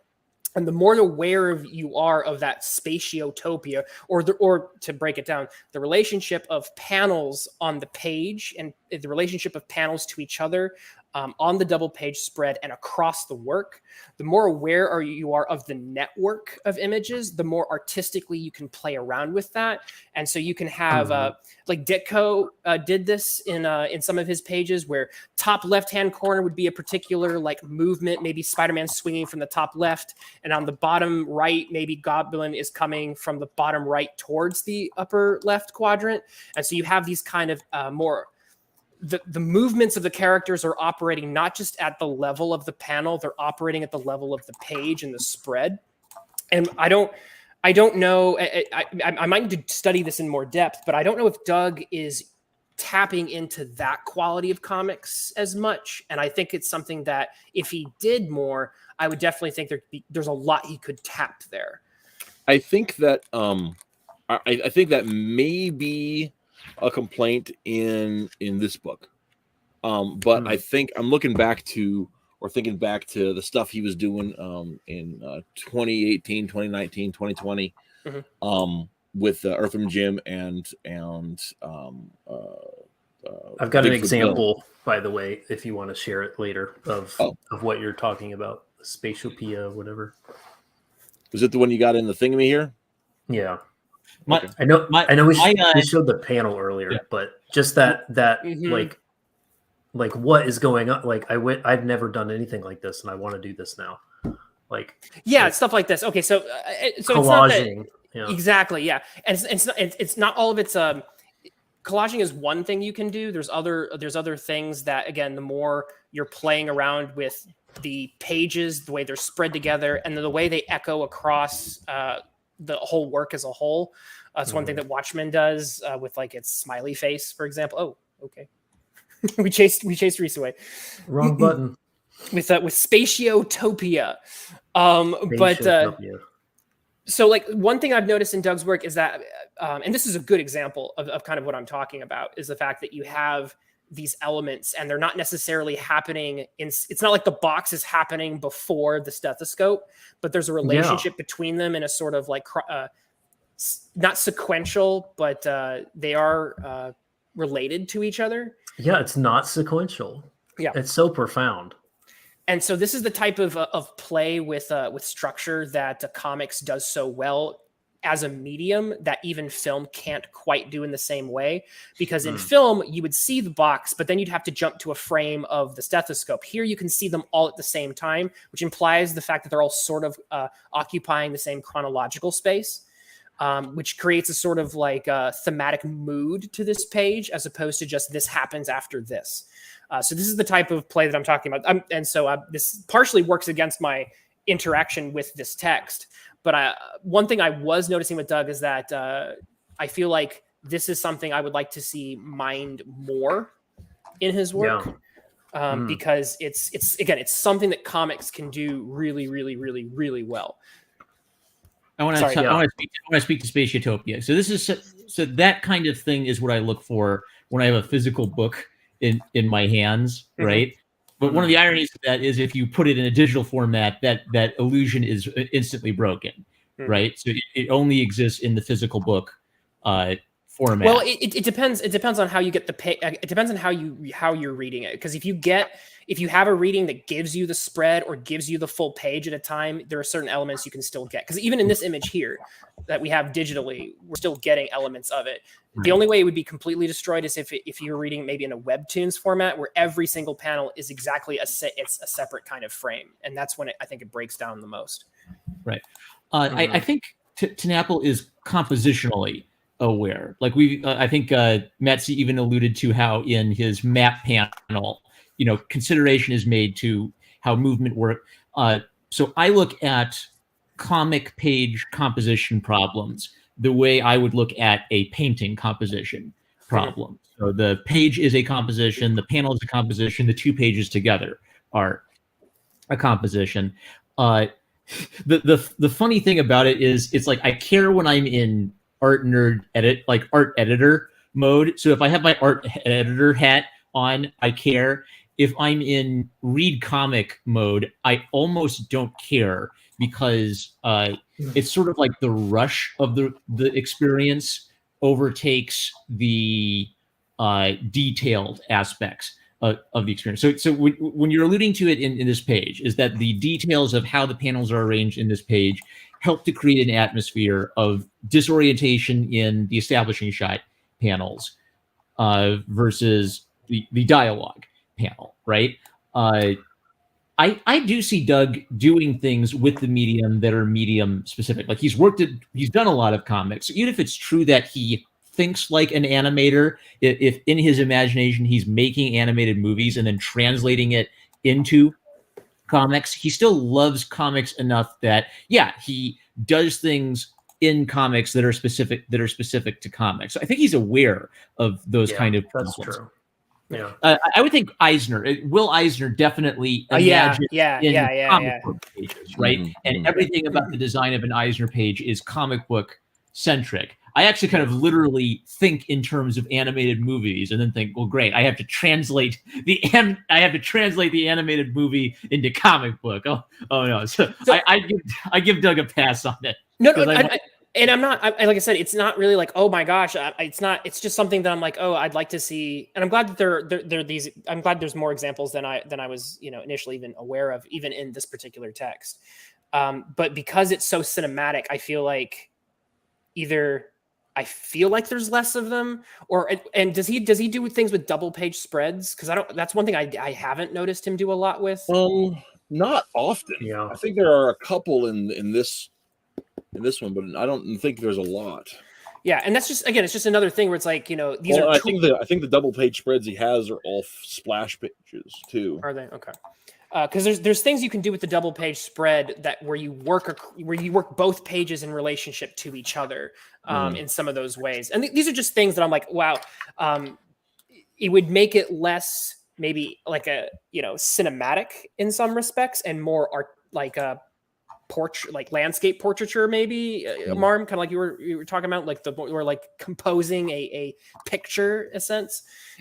But it is something, again, that comics have available to them that is very specific to the language, I think, of the medium, and it's something that I think that I would like to see mined more in his work. Sure. Well, I think that like some of his stuff, Newt's and Ratfish specifically, started as webcomics too. So that's going to be a thing with if we ever get around to those ones. That'll be considerations, because those did start as like a page a week webcomics or something like that.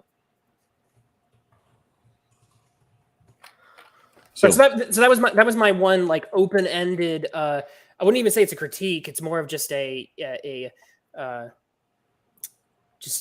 like thing that I kind of noticed in an open-ended way, kind of half questioningly, about his work. Interested to hear what you guys had to say about it, and that's otherwise, like I said, it's Doug TenNapel artwork, and it does a lot of things extremely well, as usual. Yeah. What would you guys? His Bill Wattersonian influence would also, because what Watterson did in Sunday comics, what nobody could get away with, like he specifically got special exceptions made for him so he could play around with panels, right? So his Doug's artistic sources are also not just like good illustrators, but he has artistic inspiration sources that are also comic panel thinkers as well.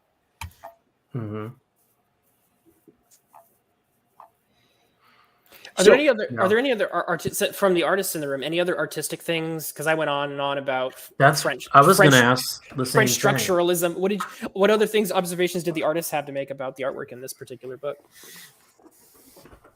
I thought his I was following his hands a lot.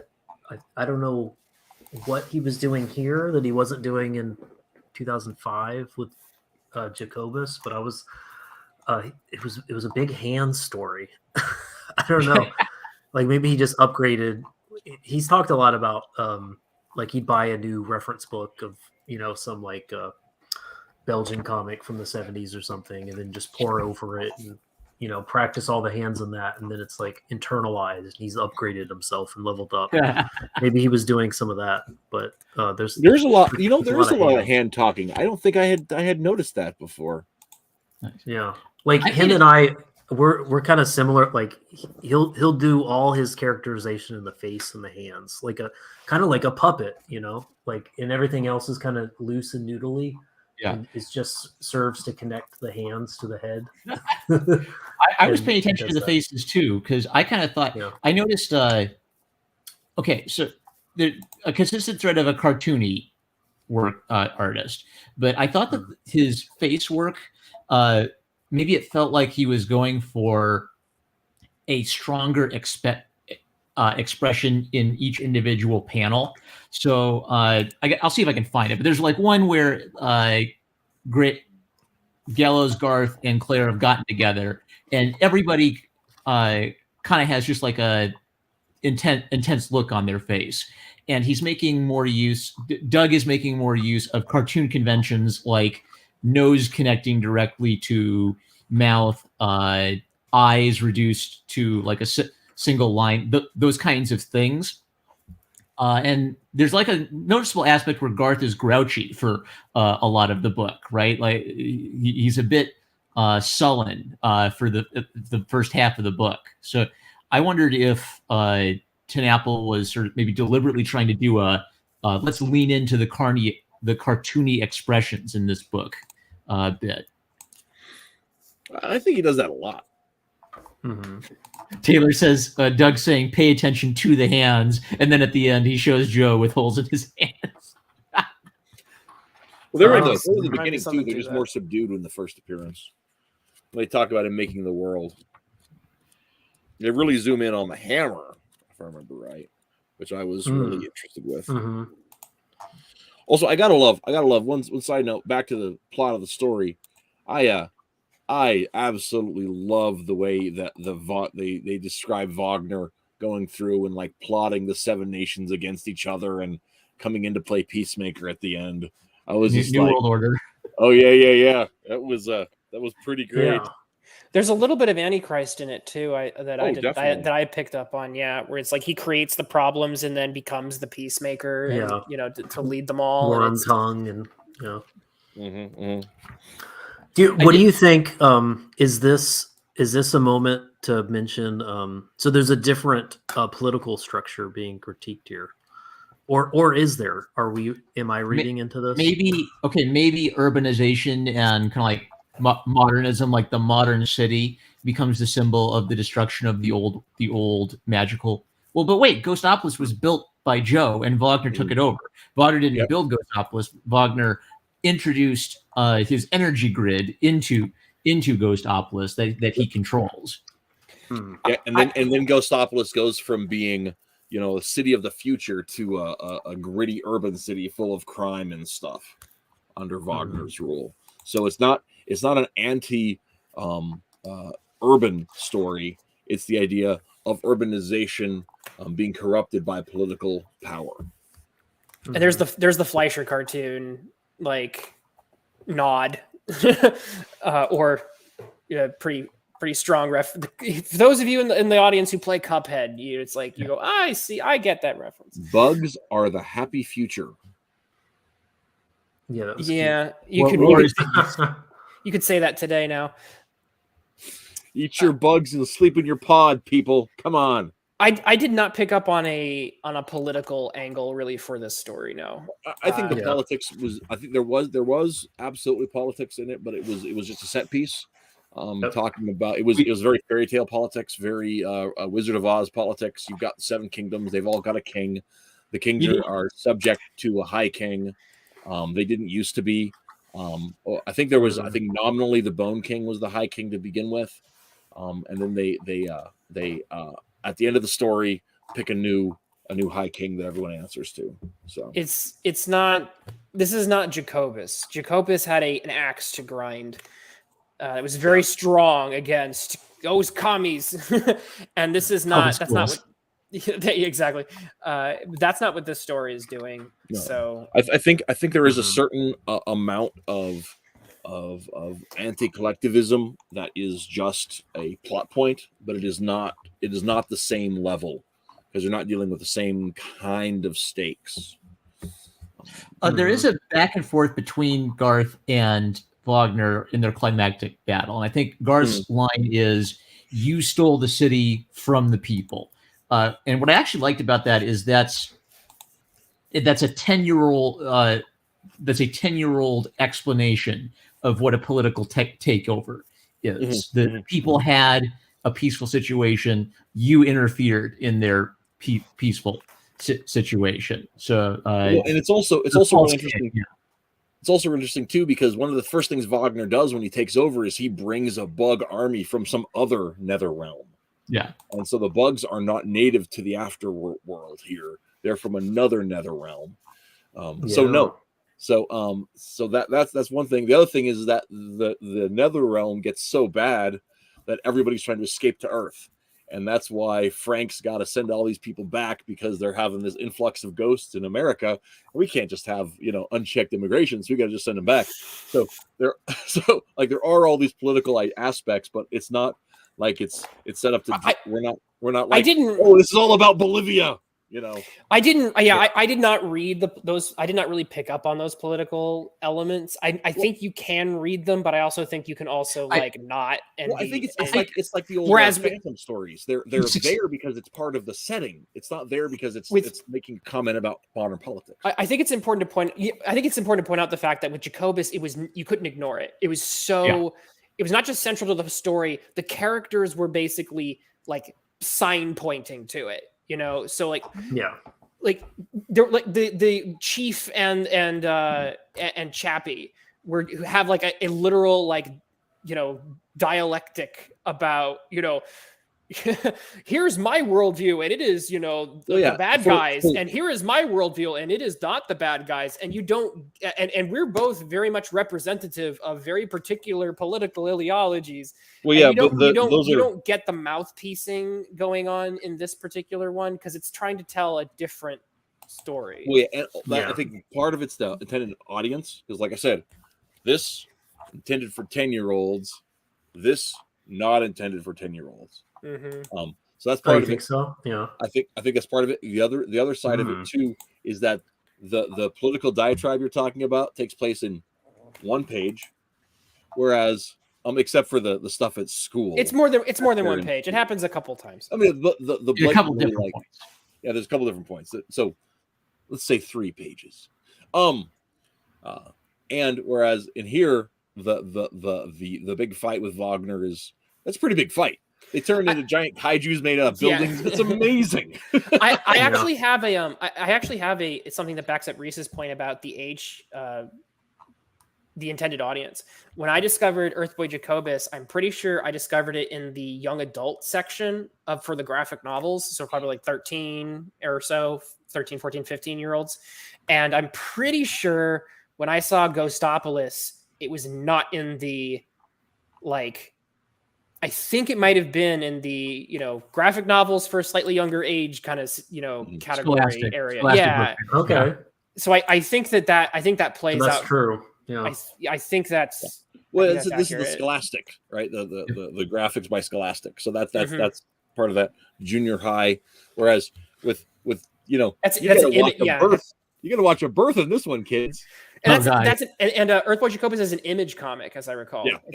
So pretty much Scholastic versus Image, and I think that pretty much tells you all you need to know in terms of audiences. And like, for example, hey, any of you guys that are parents out there, and you're like, I want to get my kid into Doug TenNapel. He sounds like he's a really great cat. How old's your kid? Oh, he's 13. Hey, don't start on Black Cherry. Start with Scholastic and then move to Image, I guess. Yeah, Newt's is actually a really good place to start. It's got a really great fantasy world. I need to finish reading that one. You can start with Jacobus as long as you're not 10. Yeah.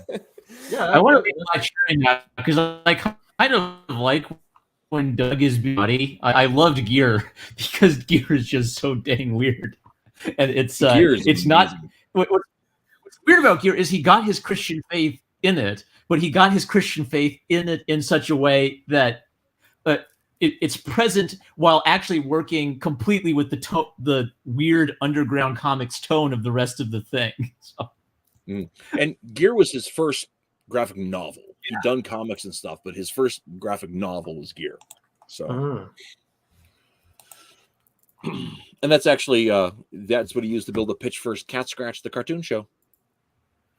Speaking of shows, do we want to talk about the fact that Doug often, and this is like, again, good for him, but he has an up and down history of getting some of his works, mediated in different forms and others stuck in development hell. So this is one of the works that has been stuck in development hell since 2009. Something like that. And Hugh Jackman was originally probably going to play Frank Gallows, I'm assuming. How did he pull that off? Because this was printed in 2010. I was kind of curious about that. Well, I think it may have been collected as single volumes first, or maybe it was on the web too. I don't know, but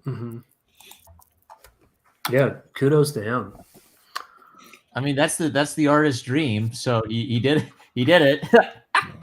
Unfortunately, we never did get the Ghostopolis. That's what I'm saying. Like, it's like half done because and we'd have to talk to him more about like how those conversations went and if he's still satisfied with what he got out of the arrangement. Because there are some creators who they're very particular about how their works are mediated in different. Some creators are like, hey, I'll sell you the rights and I'll cash the check, thank you. Yeah. And some creators are like, if I'm not like heavily involved, if I'm not on the set while you're making this thing and you're not following my vision, Alan Moore, I'm not going to be happy with this if you're not following it to the letter.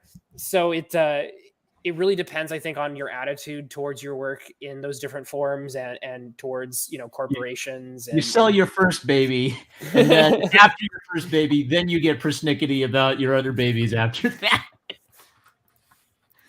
Yeah, I'm not sure. Yeah, I don't know what the how that shakes out, but here's a little clip of the awesome fight scene I was talking about. Yeah, we definitely got to show a little bit of that. Yeah.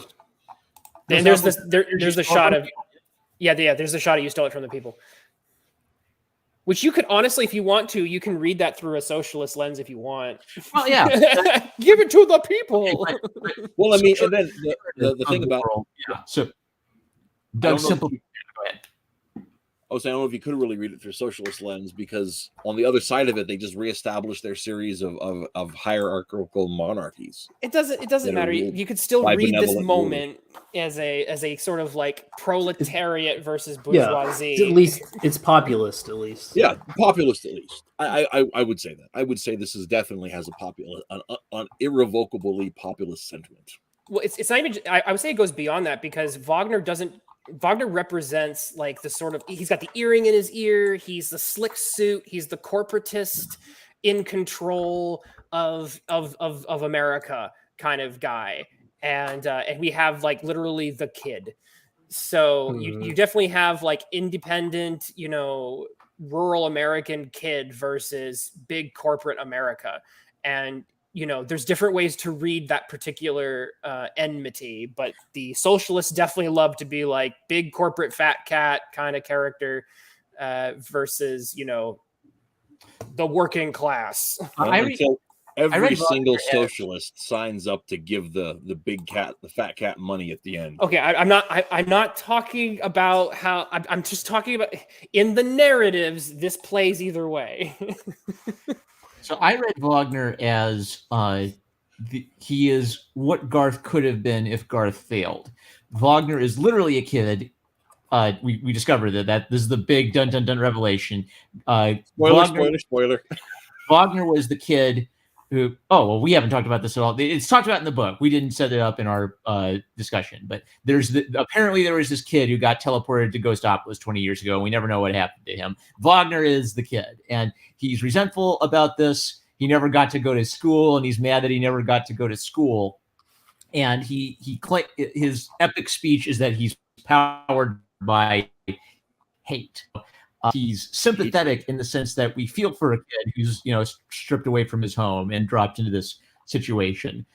Because people from our Earth have power in this universe, he develops his powers in this universe, and he focuses his powers on becoming the top dog in achieving pure political power. And that, maybe what's kind of interesting is he's literally smashing the city and turning bits of the city into himself. And then Garth does the same thing, because we have to have a giant robot battle. But I'm pretty sure that Wagner's the one who starts it, right? So yes. I'm going to take from others to make myself stronger. Garth's forced to do that so he can meet him head to head. So Garth's journey is about growing up. Frank Gallo's journey is about growing up. Grandpa's journey was about growing up. Wagner has remained in perpetual childhood. Mm-hmm.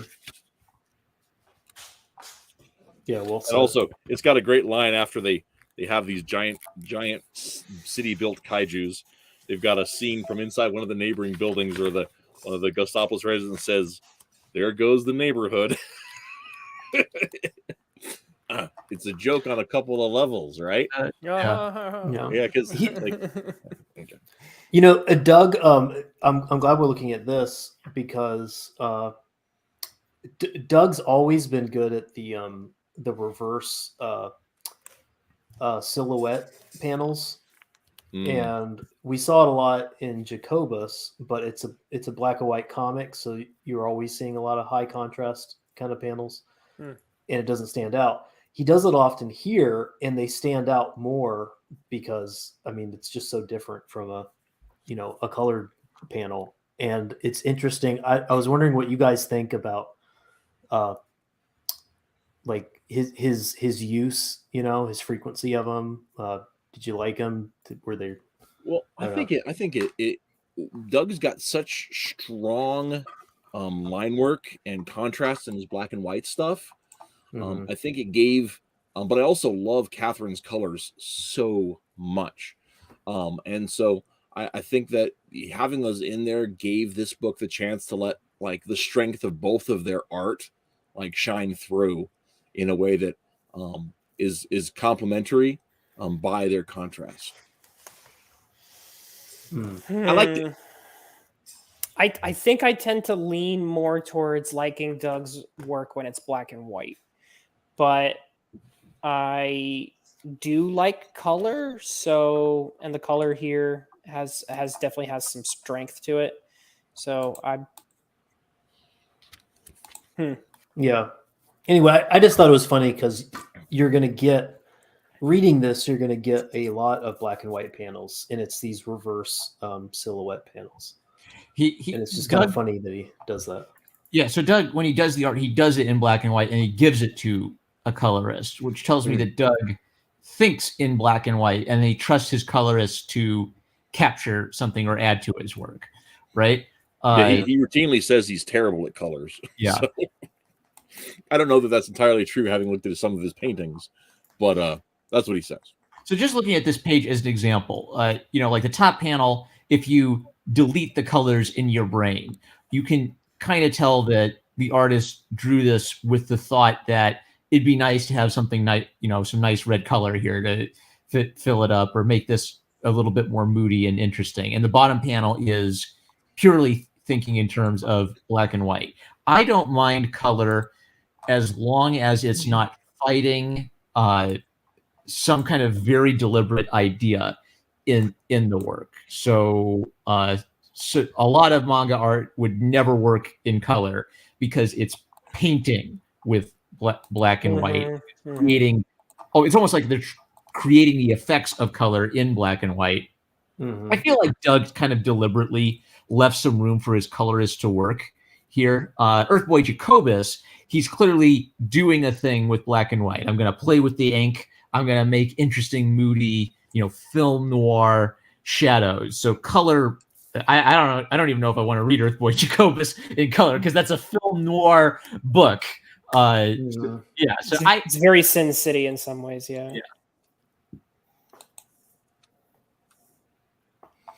I agree. I don't know if I want Jacobus in color. Yeah. Just one last point. Like some of these reverse silhouettes I thought were good. Some of them I'm like, I don't know why. Maybe compositionally it's nice, but I don't know. The way I read reverse silhouettes is you're flashing out the scene and you're freezing it in a moment because something particularly momentous. You're hitting, like, an emotional tone is usually being hit. And that's why you're overexposing the scene in a moment because it's the detail's not in the visuals at that moment. The detail is probably in what's being said, or what's being not said. But you're trying to flash freeze a moment in order to underscore something in that panel in the narrative. And most of the time he does a really I don't know. I've never done this sort of approach, so it's cool to learn how to do it by seeing him do it. Most of the time he does it for those particular moments. Like, he doesn't just do it randomly. There's a couple times here though, I don't know, you stole it from the people. I don't know why that has to be a reverse silhouette. You know what I mean? I'll defend the choice there actually, because that is the moment where the conflict is the most stark. They're about to fight good versus evil, black and white.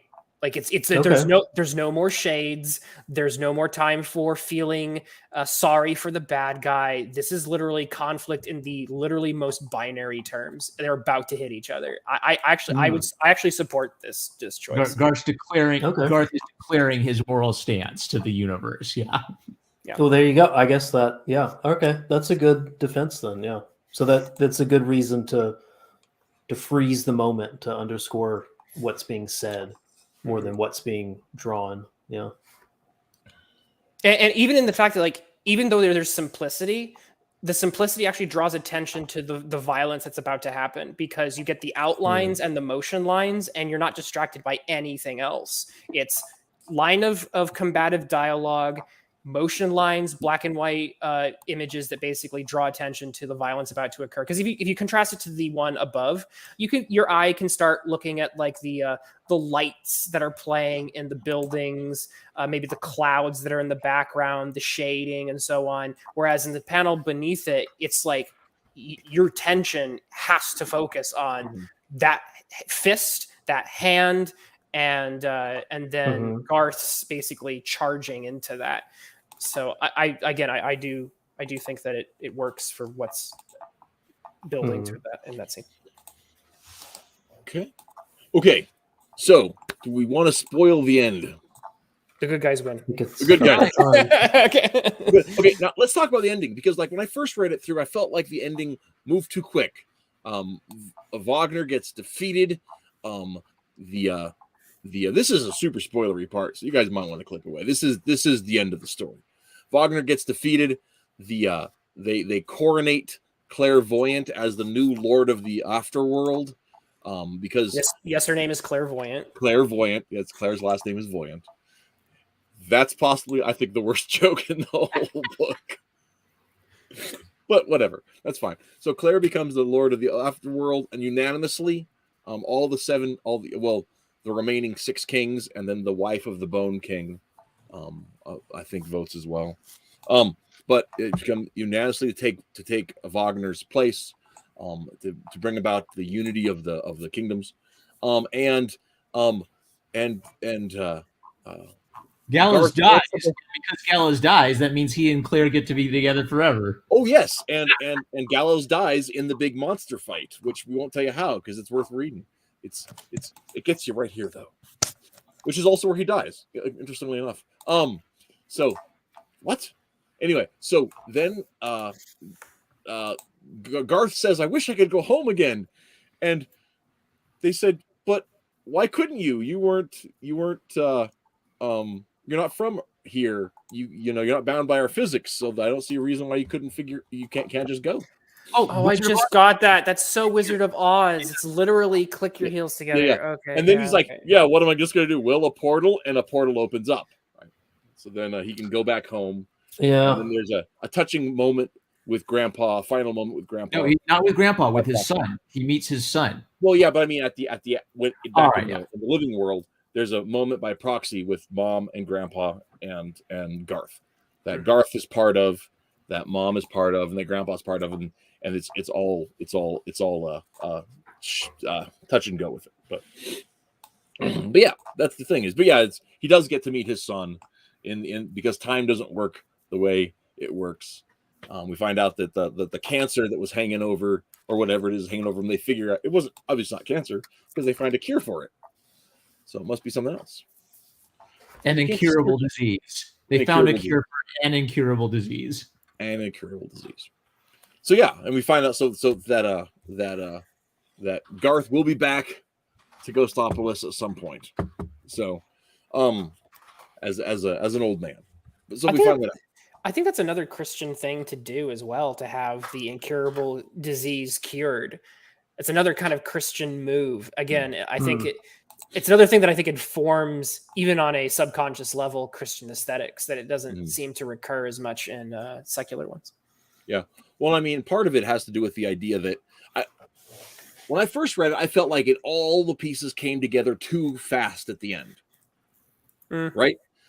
It's like it was almost too happy an ending, even knowing that the ending is still death. Wait. You think this ending was too fast, but Earthboy Jacobus is not? Earthboy Jacobus leaps over. Well, yeah, Earthboy Jacobus leaps over time, but it also leaves a great unspoken at the end. So, I mean, like the stuff that, the blossoming romantic relationship between Mom and Chief. I don't want to read that in the end of Earthboy Jacobus. We're going to imply it because we've already laid the groundwork. So that's fine. The fact that Jacobus settles down and marries Brittany, I don't want to read their romance because it's not germane to the larger themes. I don't know. I needed a little more than we got. Well, yeah, I guess needed more. I guess you'll just have to petition Doug for the sequel of the story in between. No, actually, that's why that's the best reading ever. I think it would be. Darn it! No. Actually, what I'm saying is that I feel like Ghostopolis. I do not want to read a Doug TenNapel slice of life comic. No, that's not what we're asking for. That is that is completely wrong. You are 110% wrong, and I'm going to call you wrong now. Yeah. Okay, that is not what we're asking. Asking for more connective tissue doesn't mean we want it to turn into slice of life. Yeah, but the connective tissue you're asking for is slice of life. Not true. You can slice of life in Indiana Jones. Like, you can do it. It's just you have to put the pieces in. 80s montage sequence. No, Doug always does. All of his books have slice of life in them already, including this book. There's always these human moments. Okay, there's human. Okay, when I say slice of life stuff, right? I'm not talking about like the human drama elements that go into stuff. I'm talking about Rex Morgan, MD, right? That's not what we're asking for in the story. Yeah, I'm talking about because that's the stuff. Like Doug, like Mom and Chief getting together is not that's a normal story of people having coffee, people going to watch football, baseball games, or that's whatever. Not what we're asking. I see what you're. That's not the story. No, that's not what how we're asking. That's how life happens. You can do tissue without doing that. In fact, I will say that one of the reasons why I don't need it, I don't need that. I don't need the revision of Jacobus is because the tissue that I needed, Doug does in Ghostopolis between Claire and Frank. Okay. That's the type of connective tissue that I needed to see. And it's not a bunch of like that them going plenty. out.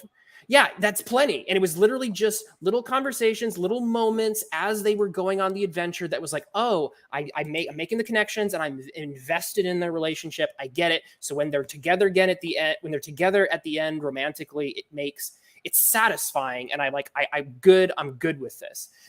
So it was just too sudden in Jacobus. Right, so I read the relationship in Earthboy Jacobus as a joke, where that the punchline was they got together off screen, and I read Gallows and Claire as this is a Luke and not Luke and Leia, Han and Leia thing where they hate each other and they snipe at each other, but they love each other.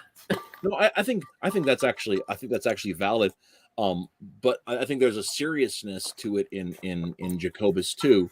But I think it's the matter. I do think it's a genre issue because the nature of the story needed to indicate an absence on behalf of Mom for most of the story, because we don't get Mom, we get Hollow Mom, we get an image of Mom, we get a memory of Mom that is a thing.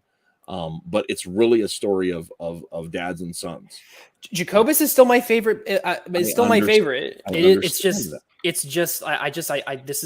that but part. The dynamic action that Claire has in Ghostopolis is not the dynamic action that Mom has or Hollow Mom has in Jacobus. They're different beings and different stories, even though their characters are very similar. What we see there are commonalities and threads that go in there, but the way they actually function, the story is different.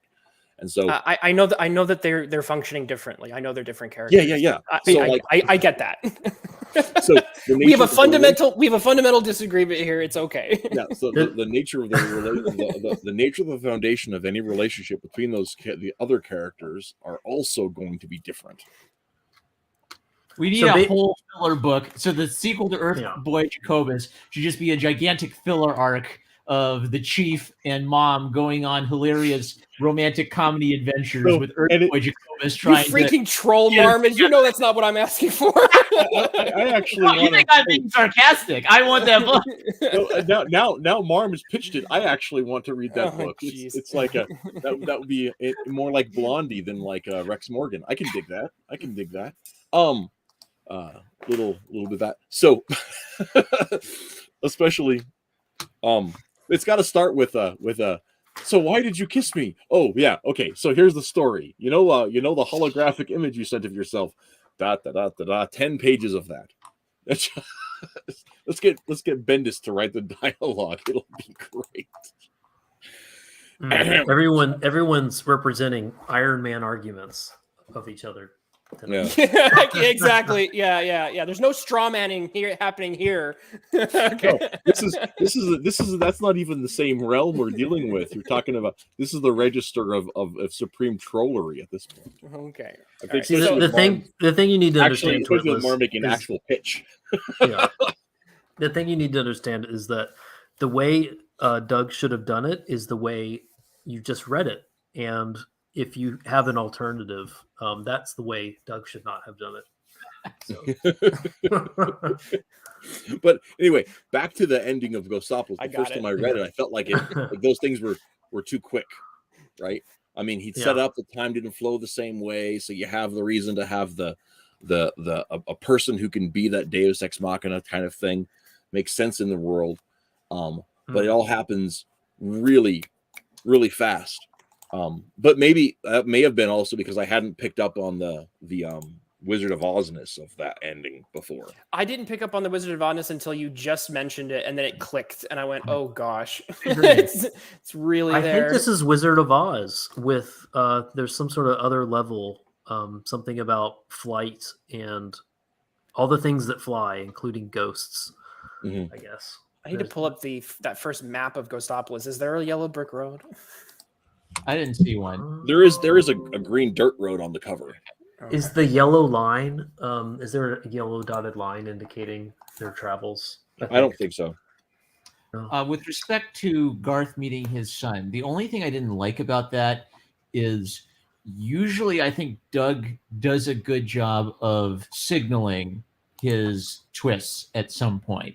So I guess the twist here, the reason this weirded me out is we've established that time does not work in Ghostopolis like it does on Earth. But this is actually suggesting a very different idea of time, where it's not just that time moves differently on Ghostopolis than it does on Earth, but it's that time on Ghostopolis has to be logically disconnected from time on Earth in order for you to meet someone from your future on this other plane of existence. So if there was something which in Narnia, time moves faster in Narnia than it does on Earth. So they're different, but there's a logical relation between the passage of time between the two worlds. If there had been something to set up that's not how it works on Ghostopolis, it is 100% its own separate universe where everything can happen. I'd believe him meeting his son, but the logical impossibility of a young man meeting his old son kind of shook me out of the story, because I had to stop and think, what is the explanation of this event, and then come up with the explanation of this event. Mm-hmm. I think the twist is the fact that we're gonna get a happy ending. Yeah, it's like because like the trajectory of the story was Garth is going home to die to basically come back, essentially. Yeah, and the twist is basically, who is this person? And it's like, I'm your son. The twist is basically, oh, if you're my son, therefore I must live. I'm getting a happy ending I didn't expect. Yep. And it's maximum happy ending. It's not just you'll live, and you're going to be the best father in the world. Yeah. Well, and that part was foreshadowed, though, because there was a whole discussion that he has with his granddad about, I don't think I'm ever going to have kids, even if I were to live, because, my dad sucked, you suck, I'll probably suck too. And like Grandpa's speech is like, no, sucking isn't, you're not born sucking. Sucking is a choice. Although I question that too. I think you are born sucking. That's a different thing. Yep. You're not, again, that's another emergence of the You're Christian not born theme. a bad dad. You're just born bad. There's also, again, that redemptive idea, again, to push back against Spiegelman and some of his, like, the Holocaust basically ruins everyone forever. And so it's like, it ruined my dad. It ruined me. I'll probably ruin my son. It's like, Jesus can change that. Jesus can literally come in and completely invert logic in some ways, which I think if we apply that to the inverted logic of even Ghostopolis, kind of, again, also plays and maps onto some of the ideas. Well, and you have to remember too, like that all happens after, the Garth has a personal interaction with Jesus. So where he says, you don't belong there yet. Yeah, but he doesn't have like a conversion experience as much as, like I said, with Jacobus. I love how the chief basically says, "I repent," even if it's like disguised in the Aramaic, because it's literally like, this is a conversion experience. And I love that it's in Jacobus. Here it's a little bit softer. It's more meant to lead kids to asking questions about Christ than it is to do the kind of I think so. the Jack Chick moment of I'm kneeling before the altar. Right. So no, and I would agree with that. I don't think that hurts anything. Which might have been why he wanted to have Joe be such a strong Christ allegory. Because if Joe was a slightly less obvious Christ allegory, this could sail as just like a sci-fi book with some interesting, ghosts in it, right? Joe is kind of the stark presence that kind of made all of us start using the Christian C.S. Lewis lens to look for these kinds of context clues, right? Well, I mean, and think about this this way, right? Like Aragorn is very clearly meant to represent many of the kingly aspects of Christ. Yeah. Literally, the return of the king. Yeah, the return of the king. He is indicative of the king. He is reflective of the king. He is not the king.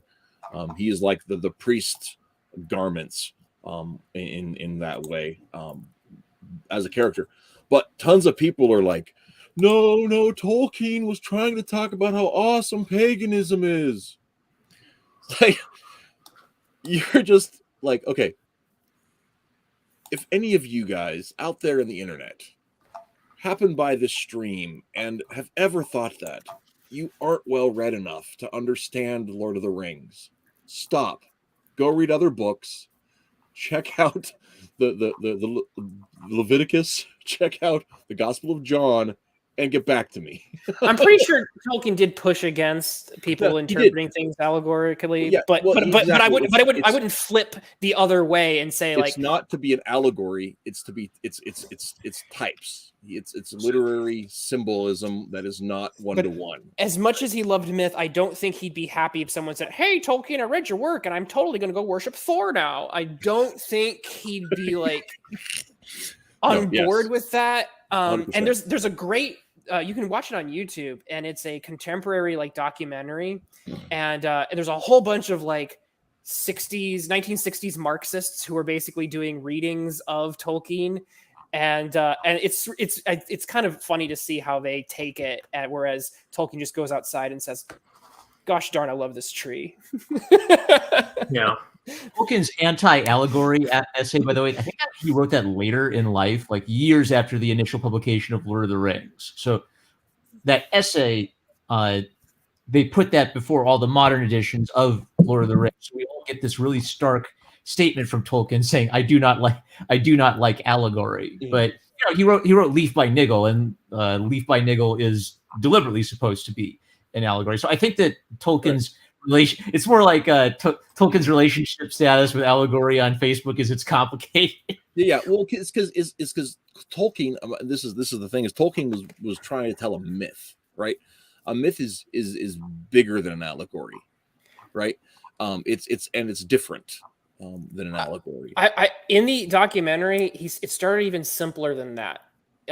In the documentary, he basically just says, "I just wanted to see if I could write a long form story." To basically see if I could do it, and he did. And it was almost on a whim, essentially. And he was in some creative circles with Lewis and the Inklings and such. So it was like he had some stuff percolating, but it was like he wanted to write, and he wanted to see if he could basically channel the stuff that he had learned for over years of study into a long form reading, which obviously he was very good at. But okay, we're starting to veer off topic here, but we're 2 hours to almost 2.5 hours in. Do we have any wrap up thoughts for Ghostopolis? I liked it. But what do you guys? We keep getting off on this. I was talking about. I felt like when I first read it, I felt like the ending sped through, but my second reading, I didn't feel that way, and I don't know if it's because I'm older now or what the situation is. But did any of you guys have similar thoughts about the end? And then we'll go.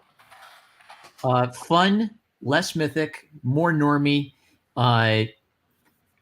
probably a little more carefully thought out than some of his previous raw works. And I've read Doug TenNapel books. I do. We ought to read Rat Fist sometime because I did not like Rat Fist, but I would definitely put this in the box of books I really like. So, Ghostopolis, I mean. Yeah. Matt C, still your favorite? No, I think it's like I have less to critique here, but I have less. I mean, I have less to criticize, but also have less to critique than I did with Jacobus. So and just like I did with Jean Lewin Yang, I guess I like the more raw side, even when he's making mistakes. I like the rawness more because I don't know. I think I like it when the humanness comes through on that level. So this is good. I'd give it to anybody. I'd buy it for anyone, but it's because it feels. Yeah, I guess now I feel bad suggesting Ghostopolis. I didn't know this is him taking a second crack at Jacobus, but for a scholastic level reader, which is kind of how it read to me. There's just too many, Alice in Wonderland parallels.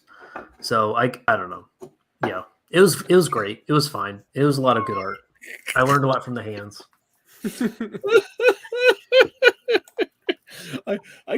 I'm not sure I could actually pull an opinion out of that. I don't know if I can. I don't think I did. I always had the category of a solid book versus an experimental book. Like solid books aren't trying to do something that nobody's ever. This is a Star Wars book, right? Yeah. Okay. I agree with Matt C. Although I'll say, like, I'm the complete inverted of Matt. I did not think the ending. I did not feel rushed in this ending. Mm. I did feel rushed in elements of Jacobus, but I like Jacobus more, and some of those reasons aren't even like, oh, I think it's better art. Sometimes it's just like my tastes.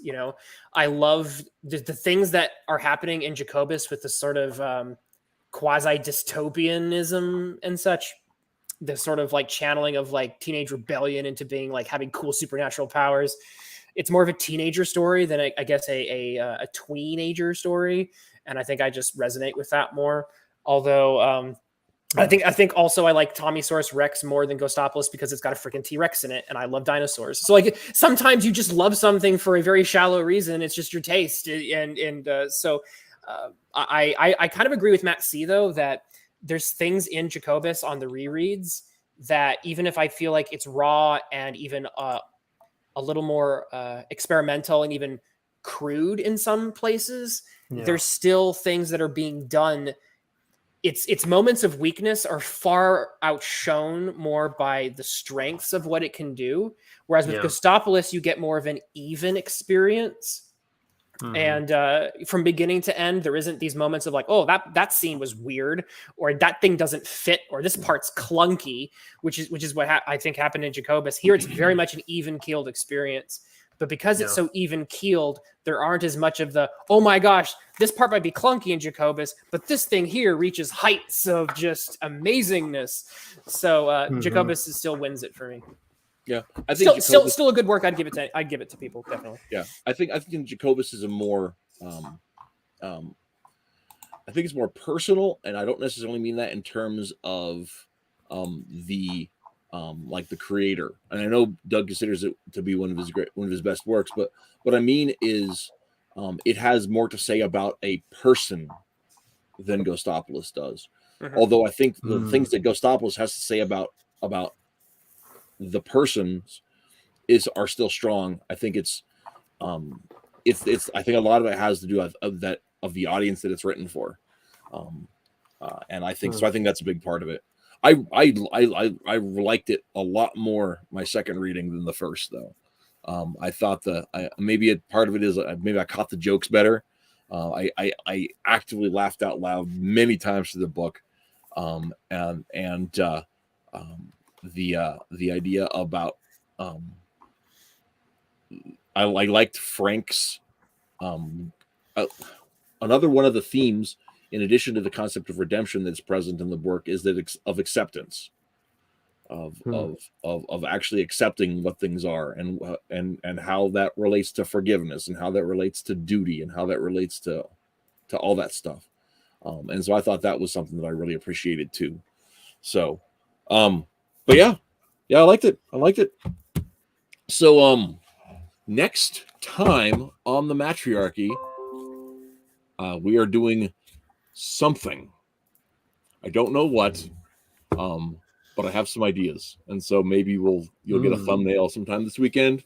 Cool. Does anybody have anything news they need to pitch? Matt, how close are you to finishing Kyrie book 3? I'm so far this year. I'm doing about 5 pages a month, and I hope to speed that up so that I can launch early, like right at the beginning of 2023.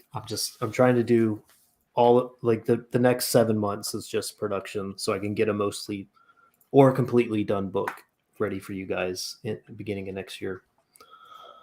I'm averaging about a page a week this year. I'm doing more than a page a week this year, so I've upped my average. And page 74 was completed last Sunday. It's still on Webtoons and lo-fi art and music and chill videos on my channel if you want to follow the progress.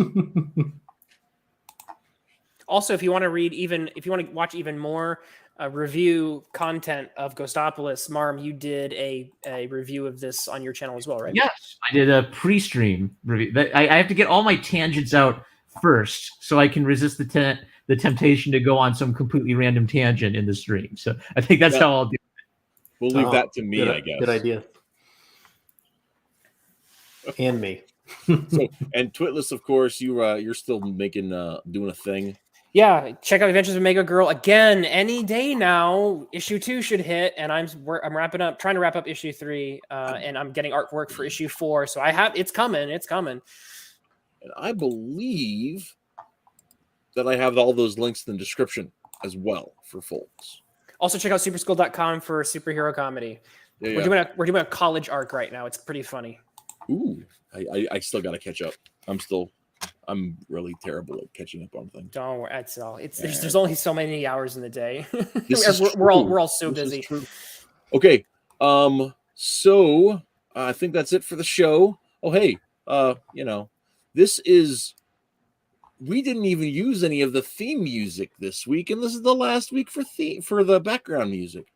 So maybe what I'll just have to do is go throw on some background music here as we close the show out, and tell you guys to enjoy the rest of the week. Stay safe, stay warm, enjoy some sunshine, and keep reading comics.